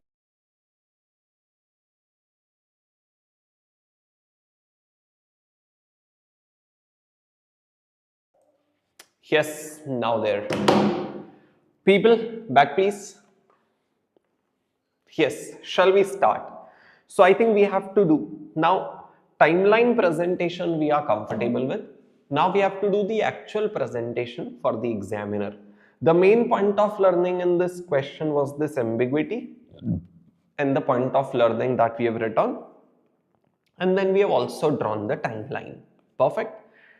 I guess now you people must have started liking this timeline approach that we follow. Yes. So great. People, are you people done with this timeline drawing? You'll let me know first of all. And then we can start doing it, the examiner's presentation. What is the status? Are you people done drawing this timeline or not yet? Yes. Oh my God. Some people are back now. So it seems that you guys are lagging. A few people are lagging a few seconds. So kindly come to the latest point on the YouTube video. Come to the latest point where we can start to have the live communication. Please quickly tell me.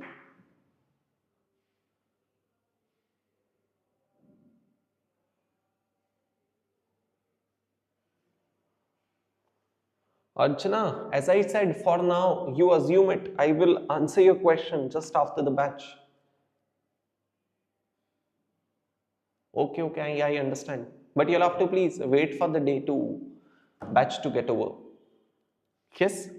So fine, sir. The basic logic was we see that at this point, if we stand, we see that the growth rate is constant forever.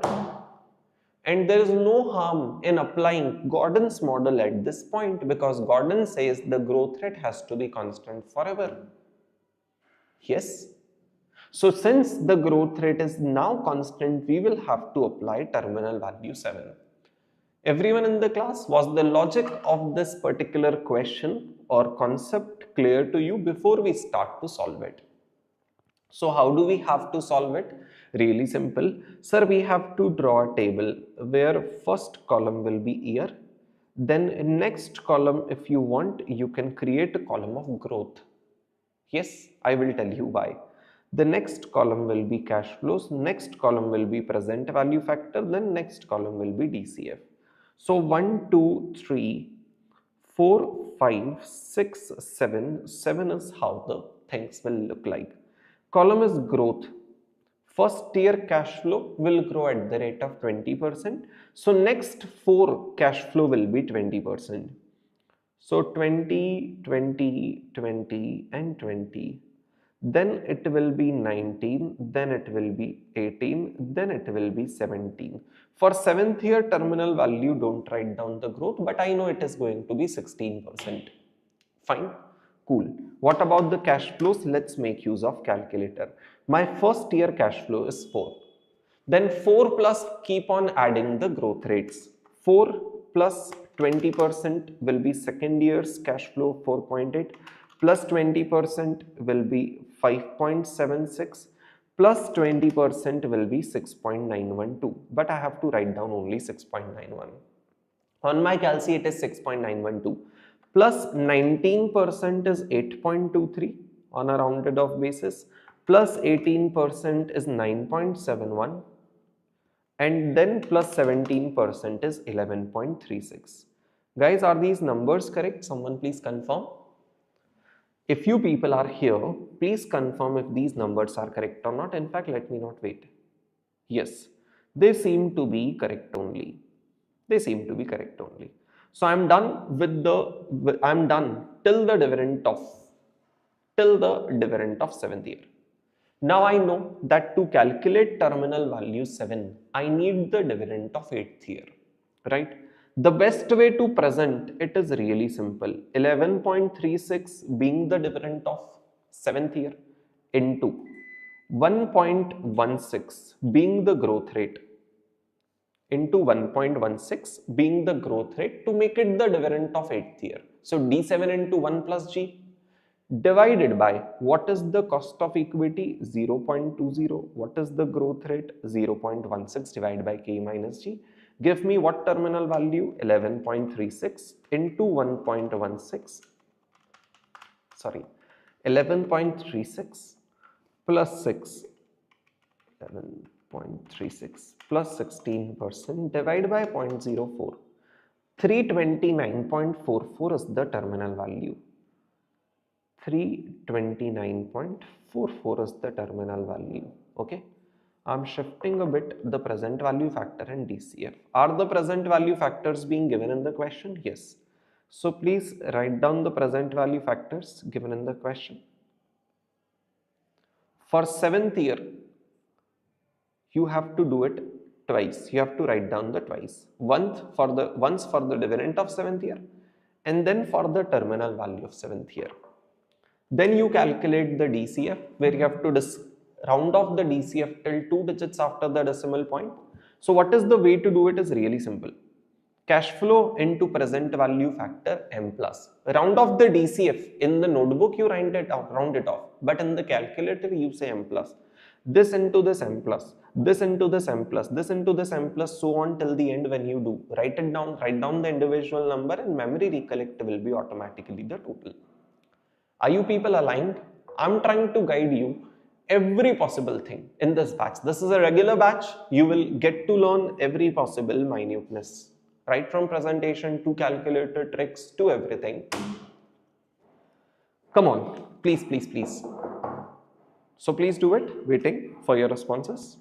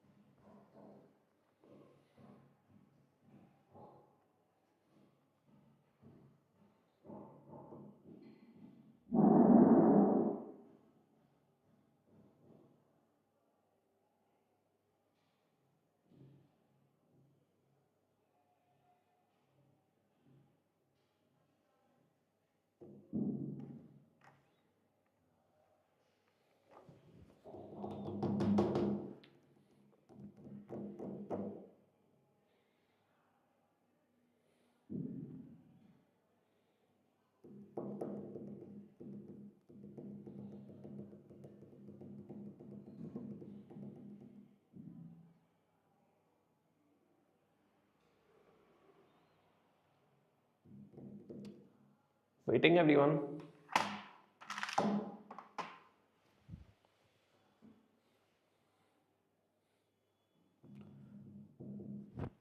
DCF, for your information, just a reminder, rounded off to 2 digits. I'm writing it down for your reference.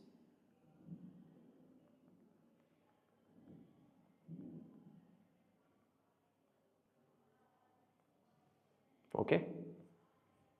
But whatever you calculate, just put it to M plus, M plus, M plus, and then ultimately memory recollect. Once you have the answer ready, please let me know. I'm waiting for it in the chat box. Super fast. Come on. I hope you all have the books. Obviously, you'll be able to see the DCF from the book.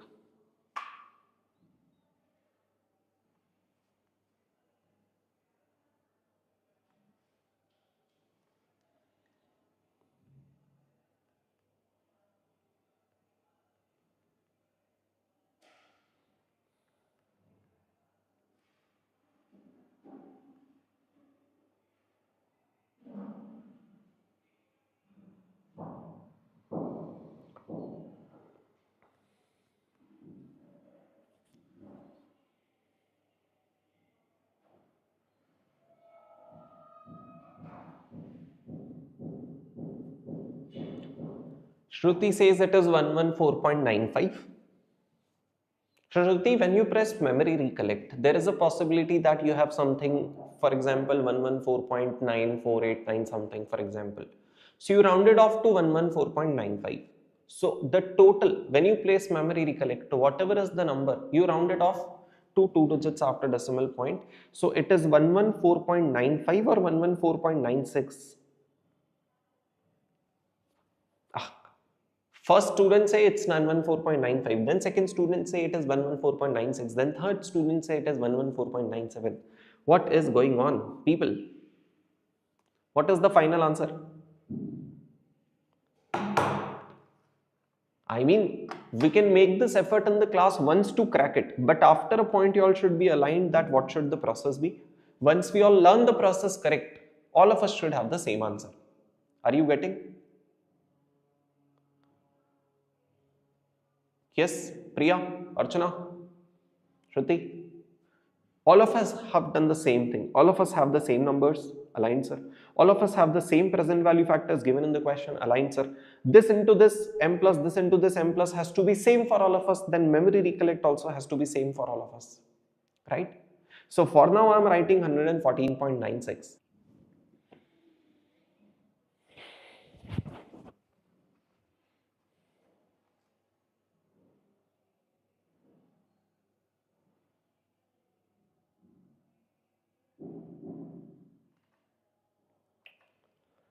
People, are you all there?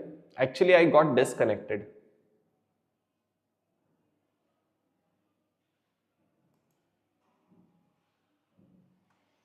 People, are you all there? Can you all hear me now? I got disconnected. So what I was saying, please respond to me once if you're there or not.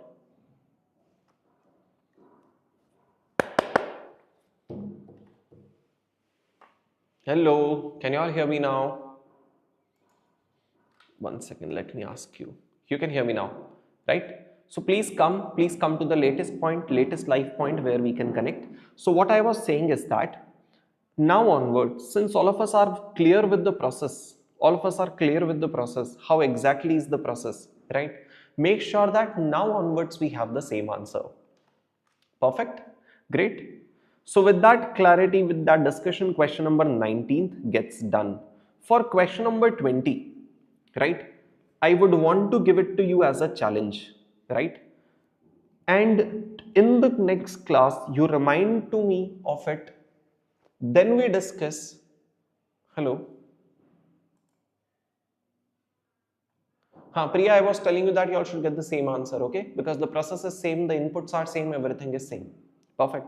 Question number 23 is a challenge question. Sir, this question 20 looks similar to question number 19. So let me tell you what Institute does. Institute has a habit of, modifying the older question. They take these questions, right, which was there previously asked in May 19, November 20. They modify the question. Okay, they modify the question and ask the reverse calculation question in the exam. So in May 23, they did ask this particular question. People, are you ready to take this question as challenge? Because the point is really simple.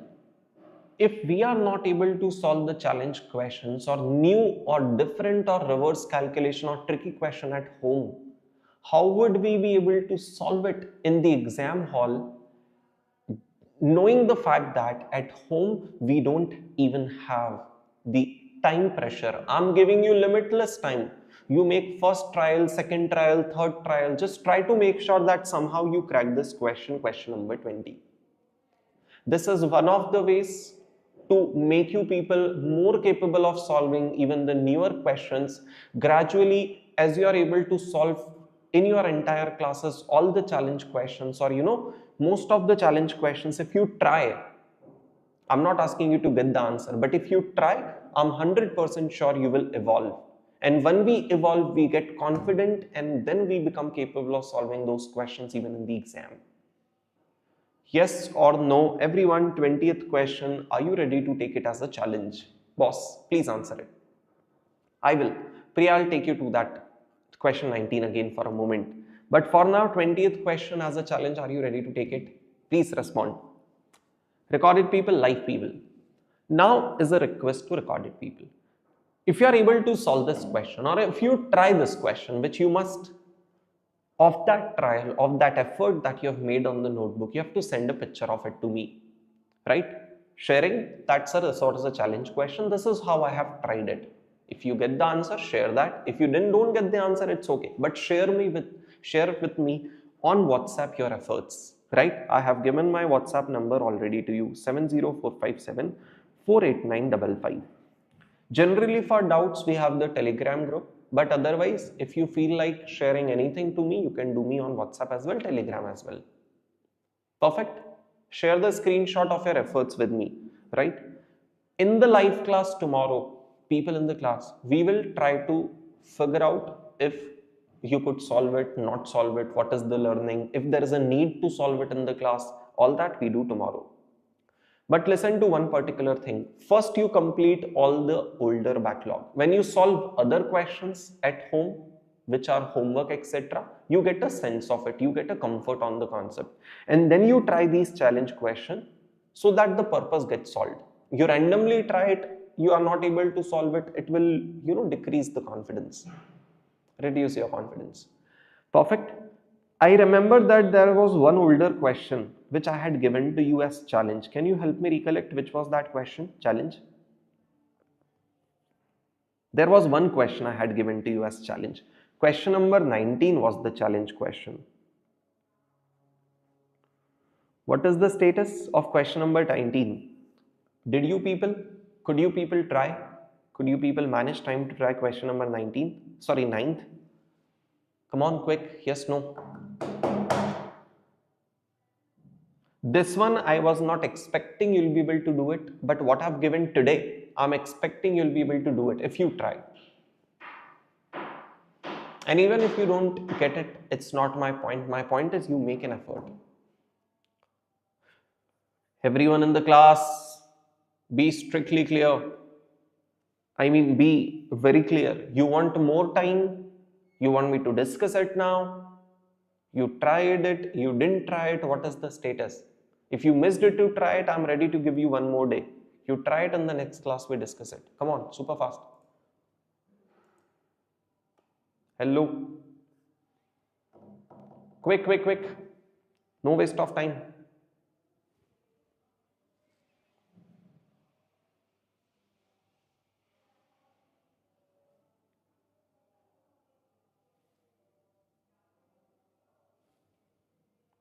You want a day? Take it. Question number 9 is challenge, remember it. Then today's question is a challenge question. You make an effort and I will highly appreciate it. Now question number 21. A brilliant question that is going to teach you a lot of things is what we are discussing now in the class. Yes, yes, yes. Question number 21, a brilliant question that is going to teach you a lot of things. Shall we start with this question? X Limited, a shoe manufacturing company, it is all equity financed, has a paid up capital of 10 lakhs. Is a company which is all equity financed, there is no debt in the company, has a paid up capital of 10 lakhs, where price per share, face value per share is rupee 10. Not price, it is face value. X Limited hired Swastika to analyze future earnings. Sir, valuation is present value of future cash flow. So unless I know the future cash flow, will I be able to value? No. So we have hired a company, Swastika, to value us, to analyze our future cash flow. The report of Swastika says the earnings and dividend will grow at the rate of 25% for the next 2 years. For the coming 2 years, the earnings and dividends of the company will grow by 25%. Fine. Earnings are likely to grow at the rate of 10% from third year and onwards. Sir, first 2 year earning and dividend will grow by 25%. But from third year, earnings will grow at the rate of 10% from third year and onwards. Fine. No information regarding dividend has been given further. There is a reduction in the earnings growth. Dividend payout will increase to 50%. Sir, as the earnings growth reduces from 25 to 10, first 2 year earning grow by 25, but then next year earning grow by 10. When the earnings will grow by 10, the Dividend payout ratio will increase to 50%. At present, there would be some payout ratio. It will increase to 50%. The other data related to company is as follow. Right from year 2010 to 2014, EPS of the company has been this, dividends of the company has been this, the share price has been this. Assuming that tax rate 30% has no use. In the entire question, tax rate has no use. Post-tax cost of capital 15. Sir, I have been given the cost of capital, but I need the cost of equity. Sir, since we are all equity financed, my capital cost is equity cost if you realize. Since I am all equity financed, cost of equity is cost of capital, K is everyone, 15% is what I get. Cool. Sir, we have to value the company. I am helping you people draw the timeline. Okay? I'm helping you people draw the timeline. I will draw for you people a rough timeline, okay, and then I will copy paste the original timeline which I had drawn. Okay, give me a minute. I'm just drawing right now for you guys a rough timeline. Page number, which page number? 16 page number is this question. Okay, in your book, if the page number are here and there, for example, it's 17 or 15, make that adjustment accordingly. People, let's draw a rough timeline. No one draws it right now, okay? The focus is to understand it.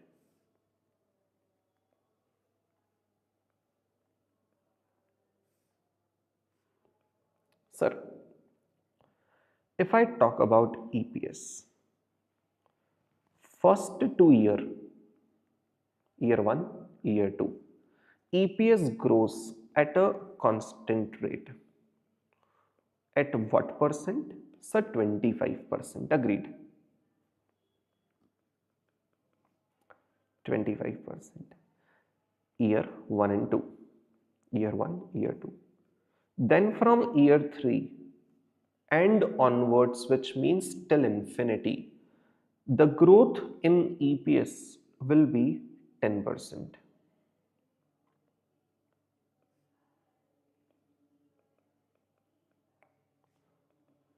Can you people tell me, at the end of which year, if I stand and look at the future, I have a constant growth rate forever? Come on. You're going to like this question that I can tell you. At the end of which year, if you stand and look at the future, you have a constant growth rate forever is my question to you all. You answer, you learn. Simple way. You answer it, you learn it. Come on, everyone. Each one of you would think, sir, at the end of second year, if we stand, we look at the future, we have a constant growth rate.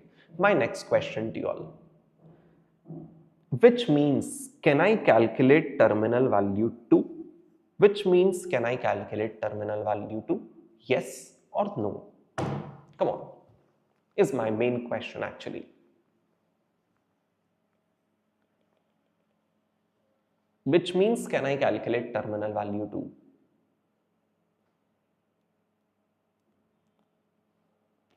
Come on.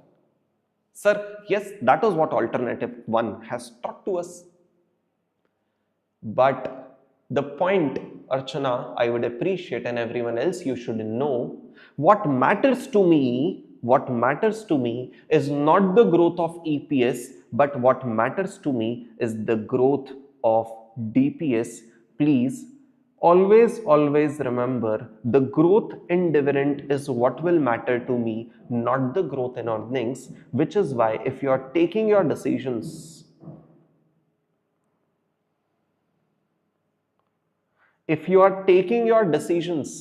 looking at EPS and saying that yes sir, the growth rate has become constant, let's apply terminal value here, sir, you have altogether started the question with the wrong mindset, because what matters to me is the DPS of the company, not EPS, which is why I have to, before that, create people in the class a chart of DPS.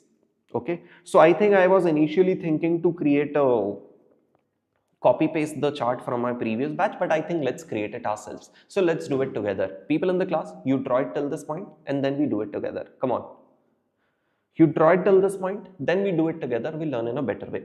Because when both of us do it simultaneously, you learn more. So come on, draw it, then we'll do it further. Please, faster, quicker.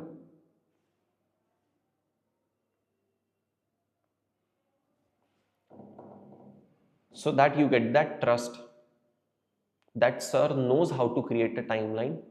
He is not only copying pasting it.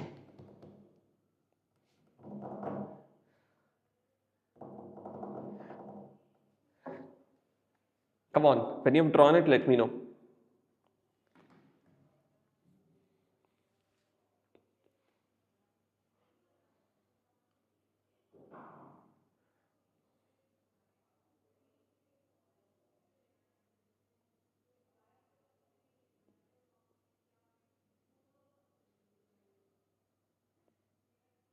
You must have now. It's easy, yaar. It's easy. Sir, what about DPS? So if I talk about dividend per share, it says that the dividend for first 2 years will also grow at the rate of 25%. So blue color is dividend. Yes, it will also grow at the rate of 25%. Right? Then in year 3, when the earnings growth rate will fall from 25 to 10, then payout ratio will change to some percentage. Sir, which is how much? Payout ratio in year 3 will change to what percent? It will change to 50%. And depending on the payout ratio will be the amount of my dividend. Yes, will be the amount of my dividend here. Sir, since in the first 2 years, the growth in EPS and the growth in DPS is same, can you lead to some conclusion based on this particular observation? That in the first 2 years, since EPS and DPS growth is same, does it make you people conclude something? What do you say? Does it make you people conclude something? Come on. Quick. Yes, sir, it does.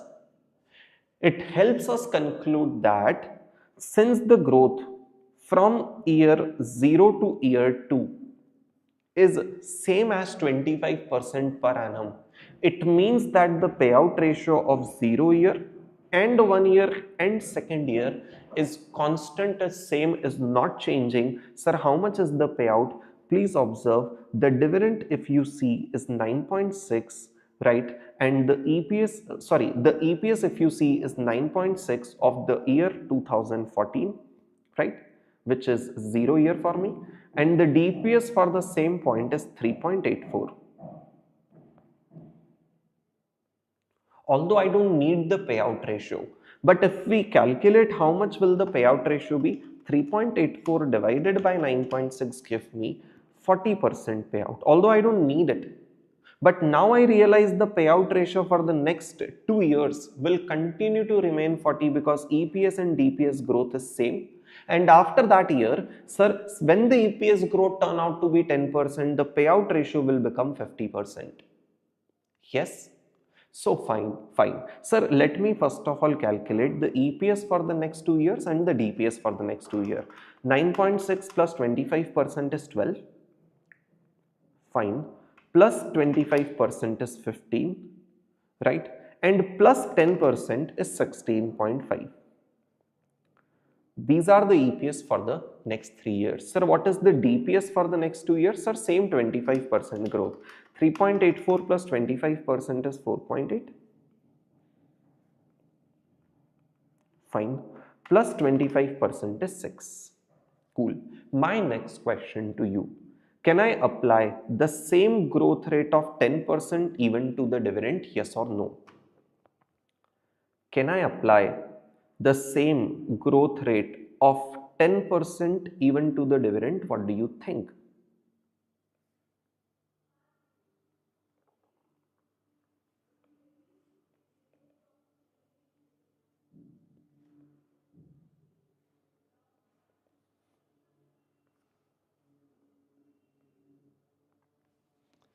Quick yes, no is my question. Sir, ultimately you have to realize that what matters to me is the growth of dividend, which is why we are applying all our brains to calculate the future dividends and its growth. This is just the base to do the information. EPS just the extra information to calculate the DPS and etc. numbers. What ultimately matters to me is the growth of dividend, right? First 2 year I have 25% growth. Then what is my dividend growth? Is it 10%? People in the class, is it 10%? No, sir. Since we observe that payout ratio here, please observe, since we observe that payout ratio here is 40% and the payout ratio is changing from 40 to 50, the growth in EPS will not be the growth in DPS. That is 100% clear to every single student. But sir, can we somehow calculate the dividend here? No, no, no. We cannot calculate. I am removing this line and putting a question mark here that I cannot calculate the growth of dividend. Directly using D2, I cannot calculate D3. We had learnt it. In the outnotes, we had marked it. The only way to calculate the dividend is first calculating the EPS of next year, then the DPS of next year. Do you agree to my point? Sir, 16.5 is the EPS of next year multiplied by 50% is 8.25 is the DPS of next year. Yes or no? 8.25 is the DPS of next year. I cannot directly calculate it. DPS I cannot directly calculate if you observe. Yes, let me put across like this. I cannot directly calculate. But yes, sir, fine. What's ahead? For example, EPS continue to grow by 10%. So 16.5 plus 10% is 18.15. Fine, sir. 18.15. Cool. Sir, what is going to be the payout in the future years? Sir, the payout will continue to remain 50%. Fine. Do you people obviously understand out of it that if payout is now maintained again, see, there was one particular year when the payout was changing from this point to this point.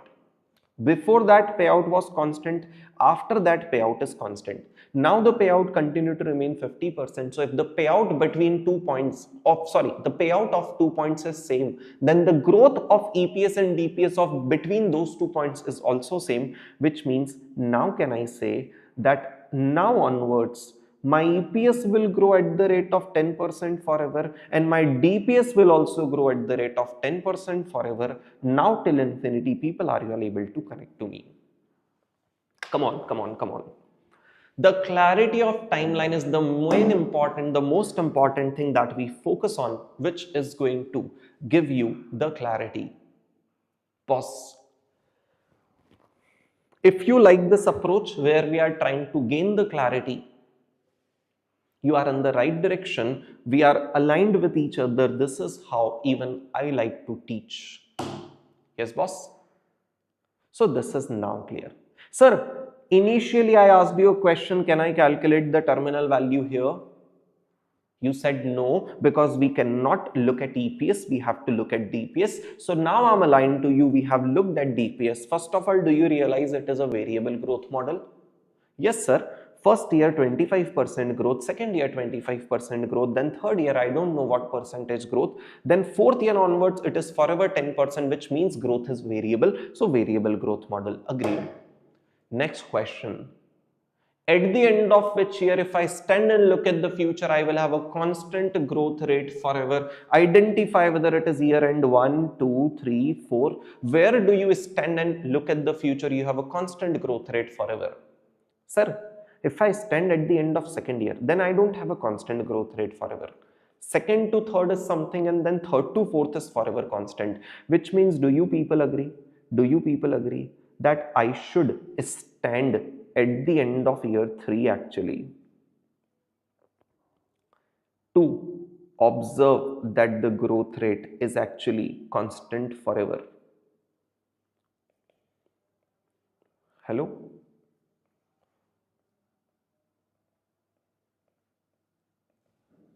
At the end of year 3, I should stand and I can say the growth rate is constant forever. And now I'm going to particularly teach you when do you apply alternative 2.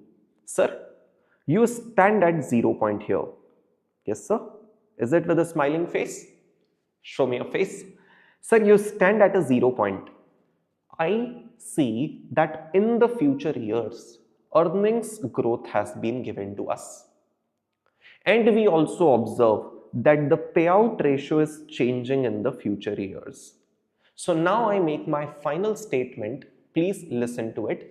Whenever the payout ratio in the future year is changing, whenever in the future years this payout ratio is changing, that is when you apply alternative to people in the class, which means even if the growth rate is constant, which means even if the growth rate is constant from this point, right? But we will have to, everyone in the class, calculate the terminal value a year back. We have to come back. We have to come a year back, and that is when we calculate terminal value, which means we will calculate terminal value to people. Do you agree with the logic of alternative 2? What was the logic of alternative 2? Sir, whenever we see the growth rate forever is constant of my dividend, I come a year back, and that is when I calculate terminal value, and that is what alternative 2 was. But sir, how do you know that whenever the payout is changing, we have to apply alternative 2? This is my observation of institute's question. I have observed institute's question. I have identified that whenever payout is changing, institute do apply alternative 2, and that is why we also apply alternative 2. Even if you apply alternative 1, you will get the same answer, but we want to secure even the step marks. For example, if you calculate terminal value 3, if I calculate, examiner calculates terminal value 2, your answers will not match. Terminal value answer will not match, the final answer will match, but we want to secure even the step marking, which is why we will do terminal value 2 calculation. Am I 10 on 10 clear to every single student? Why are we applying alternative 2? First.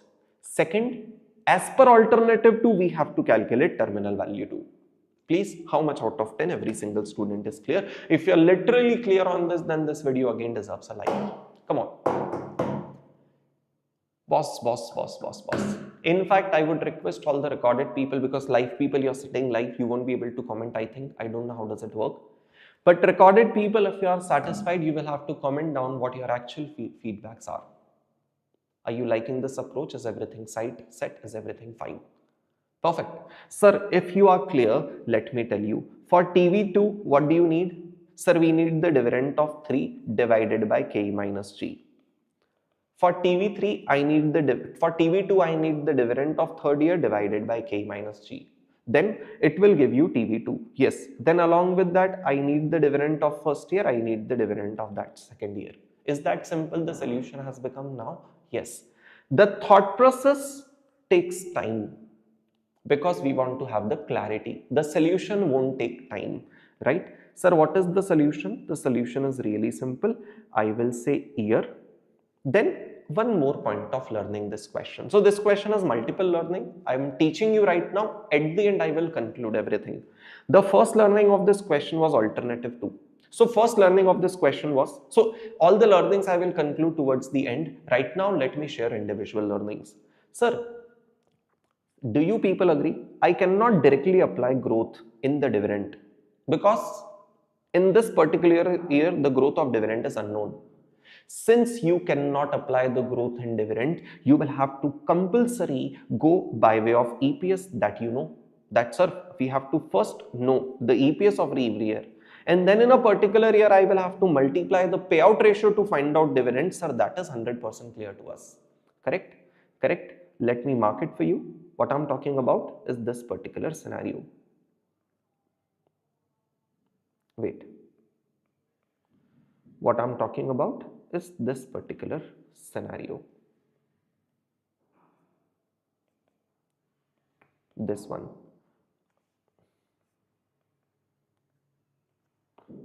I have to do this, and then I have to multiply the payout ratio. That is only how I can calculate it. Although even if let me not make it complicated, let me look it simple. When I don't draw an arrow here, you understand it, I have drawn an arrow like this. Perfect, that is how you will have to understand. Which means if I calculate the column of dividend directly, if I make the column of dividend directly, will I be able to? Will I be able to directly calculate dividend? No. The timeline is for your understanding, but to the examiner, how will you present? You will present it with the column of EPS. Leave a column. If needed, we will create a payout column. Based on your comfort, we will decide if there is a need or not.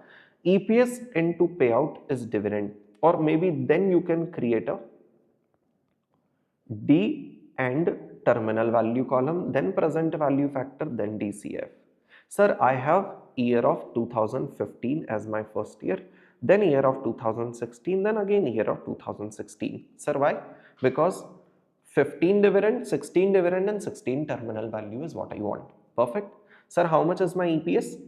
Sir, 9.6 plus 25% give me 12 plus 25% give me 15. Sir, how much is the payout? It is 40%. Even if you don't write it, it is fine, because you know that even the dividends will grow at the rate of 25%. So 3.84 plus 25% you know is 4.8 and you know is 6. This column, let me mark it with let me draw it with the blurred ink with the pencil because it is optional. That is your choice, your comfort. Payout 40%, 40%. Now, do you agree the next year's dividend for 2016 to calculate terminal value, I need the dividend of 2017. How do you calculate dividend of 2017? Really simple. I need dividend of 2017 divided by K minus G. I'm specifically writing formula for your comfort. Sir, 2017's dividend I calculate as 2016's EPS into growth rate, the effect of growth rate into the payout ratio. Agreed? That is what I will do. EPS of 2016 is 15 rupee into how much is the growth rate in EPS for this particular year? 10%. How much is the growth rate? It is 1.1 multiplied by how much is the payout ratio then? It is 50%. Automatically it gives you the dividend of 2017 divided by cost of capital of 0.15 minus forever growth rate of 0.10 give you terminal value of how much? 15 into 1.1 multiplied by 50%, right, divided by 0.05 give me terminal value of 165. Boss, are you all aligned with the terminal value of 165? What are you getting as the answer? Come on, tell me. Boss. So now we like it. We have the dividends for the next 2 years and the terminal value of second year, which is based on the dividend of third year, where third year's dividend is not calculated directly using dividend growth. That is calculated as EPS of this year, which is 0 year EPS into the growth give me next year's EPS into the payout gives me next year's DPS.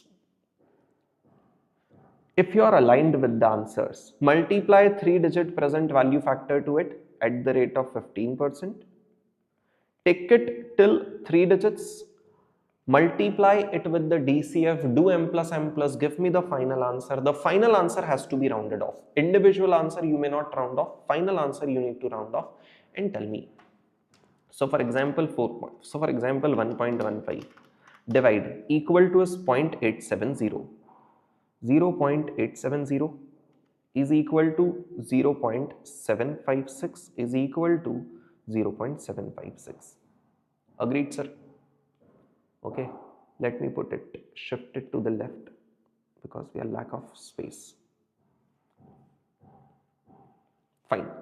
So 4.8 into 0.870 m plus, which is 4.18. Then, which is 4.176 actually, calling it to be 4.18. 6 multiplied by 0.756 m plus, which is 4.536. So 4.54. Then 165 multiplied by 0.756 m plus, which is 124.74. What is memory recollect? 133.45. People, please confirm if I have not made any calculation mistake. Are the calculations correct? I mean, I hope there is no mistake. Calculation mistake at least. Concept mistake is not there that I know. Are the calculations correct? Are you people aligned correct? That's how we get the same answer.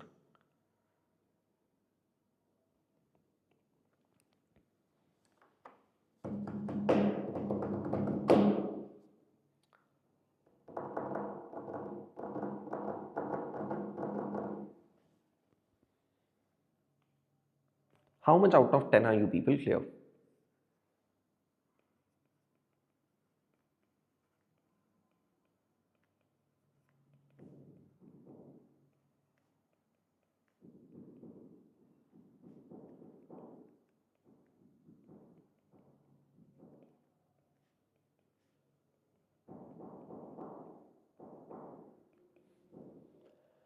Hello people, I'm not able to receive your chats. Is everything fine? Is everything alright? Is it that you people are writing it? I wanted to say point of learning. I ended up writing point of earning.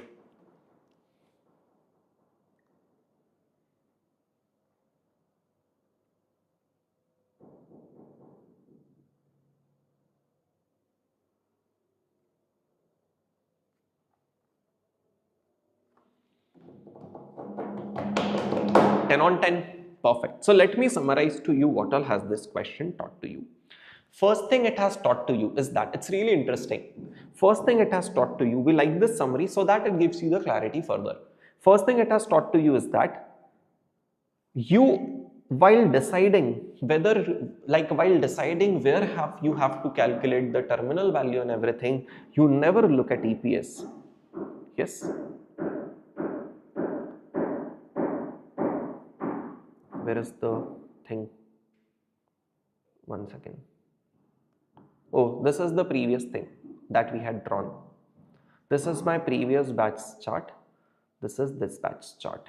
Perfect. The only thing we have not done is that I have not done this particular thing. That's all I have not done. Everything else remains the same. Right? Any which ways, I know you people are comfortable. So let's understand. Sir, first thing it has taught to you is that whenever you have to decide that where do you have to calculate terminal value, you don't look at EPS. On the basis of EPS, if you look and decide, you will end up getting a correct answer, but that is illogical. Do you all agree to my first point? You will end up getting a correct answer. That 25, 25, then forever it is 10, which means terminal value should be at year 2. Hello? You will end up getting a correct answer, but that is illogical. And you know the secret. It has happened with me. A lot of students, literally a lot of students who come to me in the power batch, they are the people who have taken some other batch previously somewhere. They end up saying that we never knew this logic of alternative 2, that it is illogical to look at the EPS, it is logical to look at the DPS, and on the basis of DPS, when we look, since they have not been taught, they end up answering correctly. But the logic that they get to know at the end, that we have to look at DPS, but you have to apply alternative 2. The logic of that is already clear, that the growth from 2 to 3 can be different. 3 onwards growth has to be forever constant. All that they get to know in the power batch, and then they get to know that, okay, we do terminal value because we look at the dividend and we apply alternative 2. Looking at the EPS is incorrect. We end up making some mistake at some point if the question gets modified. Perfect. So first thing, never look at EPS, look at DPS. Learning number 2, since the payout ratio in the future year is changing, you cannot directly calculate the dividend of next year. You have to calculate the EPS of next year and then multiply the payout ratio. This is second learning. Don't worry about writing them down. All of them are written. I will tell you where. Third learning. Since the payout ratio of future year is changing, from 40 to 50, you will have to apply alternative 2. This is learning number 2. Learning number 3. Learning number 4. The presentation slightly changes from EPS From year to dividend directly, the presentation changes to incorporate two more columns of EPS and payout if needed. EPS 100%, payout if needed. This is the fourth thing about the presentation. And I think everything else is same. There's a slight disturbance, sorry, some construction is going on, so kindly consider it. I can say fifth learning was applying this maths. Although I have explained it here, but how do you mathematically apply it is like this. So let's figure out if we are able to write down all these learnings or not. Let me go to the outnotes first. Sir, can you read this particular line? Read it at your own. If the dividend payout ratio in the future years is changing, then growth cannot be applied directly on DPS. Such growth is rather applied on EPS, and then DPS is calculated using dividend payout ratio and EPS so calculated. Requesting your responses. This note which I have tried to write at my own, is it sufficient enough to understand what I'm trying to teach? Requesting your response. Let me give the reference of this particular question number 21 on this. There will be more questions of which we will give the reference, but at least 21 let me give the reference. Super fast, quick. What I've tried to explain, could I explain? Hello?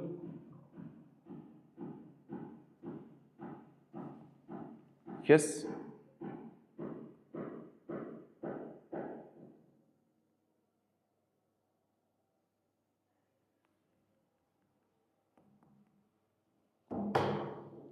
Boss, what is happening? You have all your rights to say no. If you say no, it is fine, but you have to say something so that I can proceed ahead.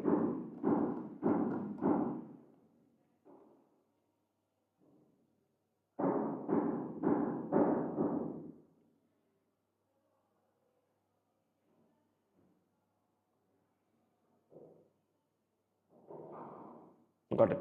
Next learning, alternative 2 we will apply. See, preferable is alternative 1. General case alternative 1 as we have been doing. Alternative 2 will apply to the questions in which dividend payout in the future year is changing. That is again an example of question 21. Two learnings we have written down. Learning number 3 was not looking at EPS and looking at DPS. I think it is quite an obvious learning. We have already written down previously that you have to look at the growth of DPS because we are discounting DPS, not EPS. Okay, that is an obvious learning. Then the learning was alternative 2 application. That is fine. Then one more learning we need to write down in the question here only.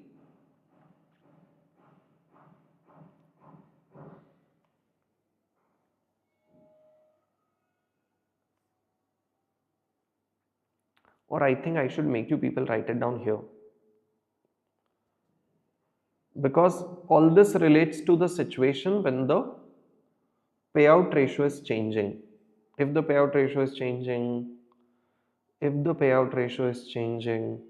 then one more situation, if the payout ratio is changing,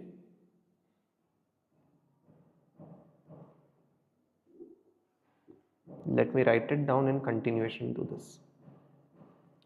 We will write, therefore, presentation become years, then EPS, then payout if needed, then dividend or terminal value, then present value factor, then DCF.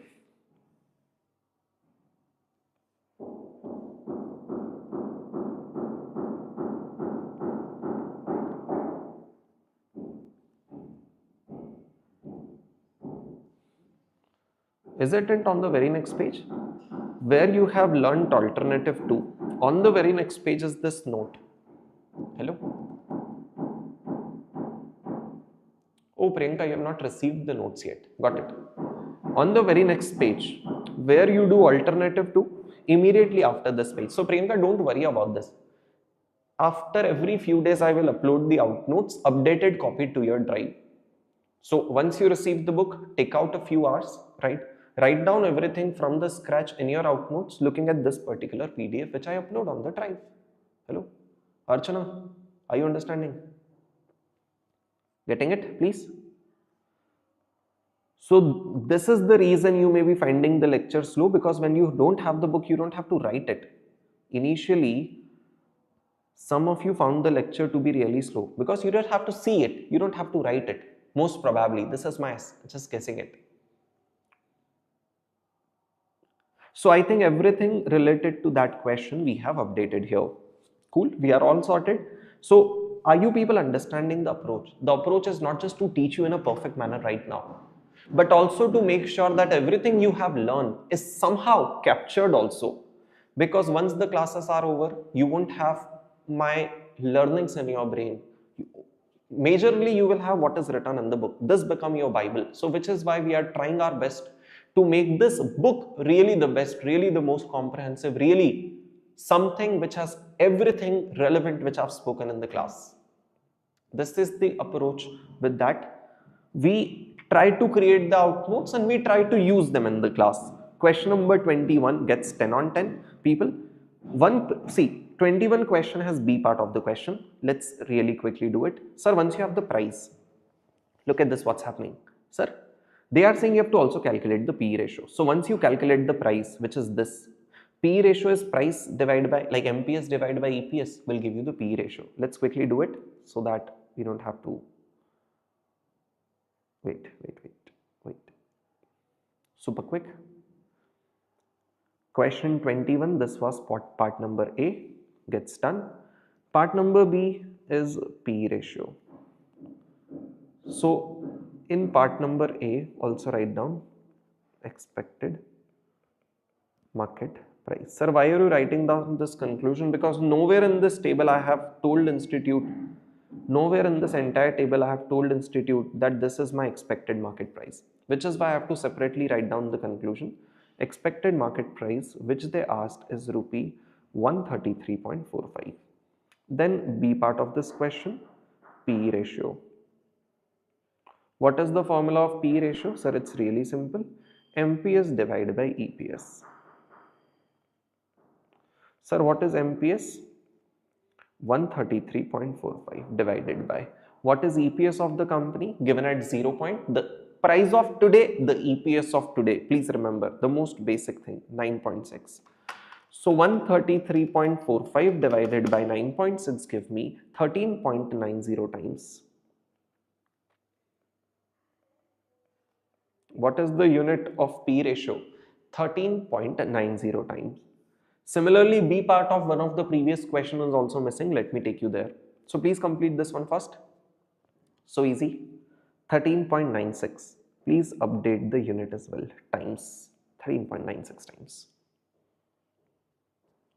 Done? This gets done. Sir, to one of the previous questions, so 20 was challenged, but 19th question B part we have not done. So B part of 19th question, A part was valuing the share, B part was commenting whether it is worth or not. Since the actual market price of the share was 112, listen to me, actual market price given in the question of the share is 112.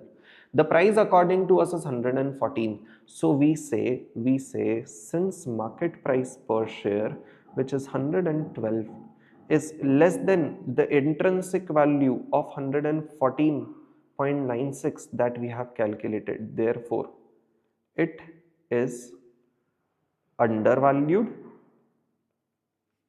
and worth to purchase.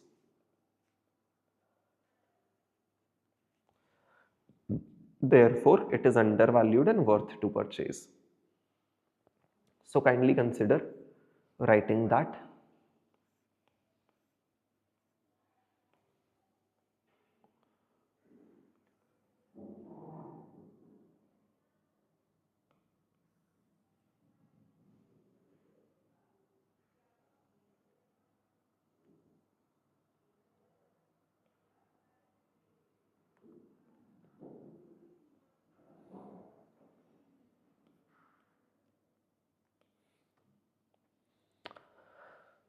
Fine, boss.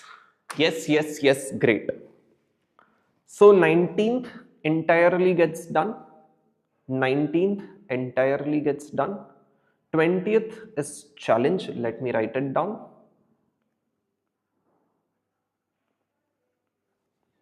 21 is what we have done. Really a great question. Next question onwards, we'll figure out in the class how to proceed. Right, for now, for the day, this is all we have done. The next question will surely be in the application. That's what I want to tell you.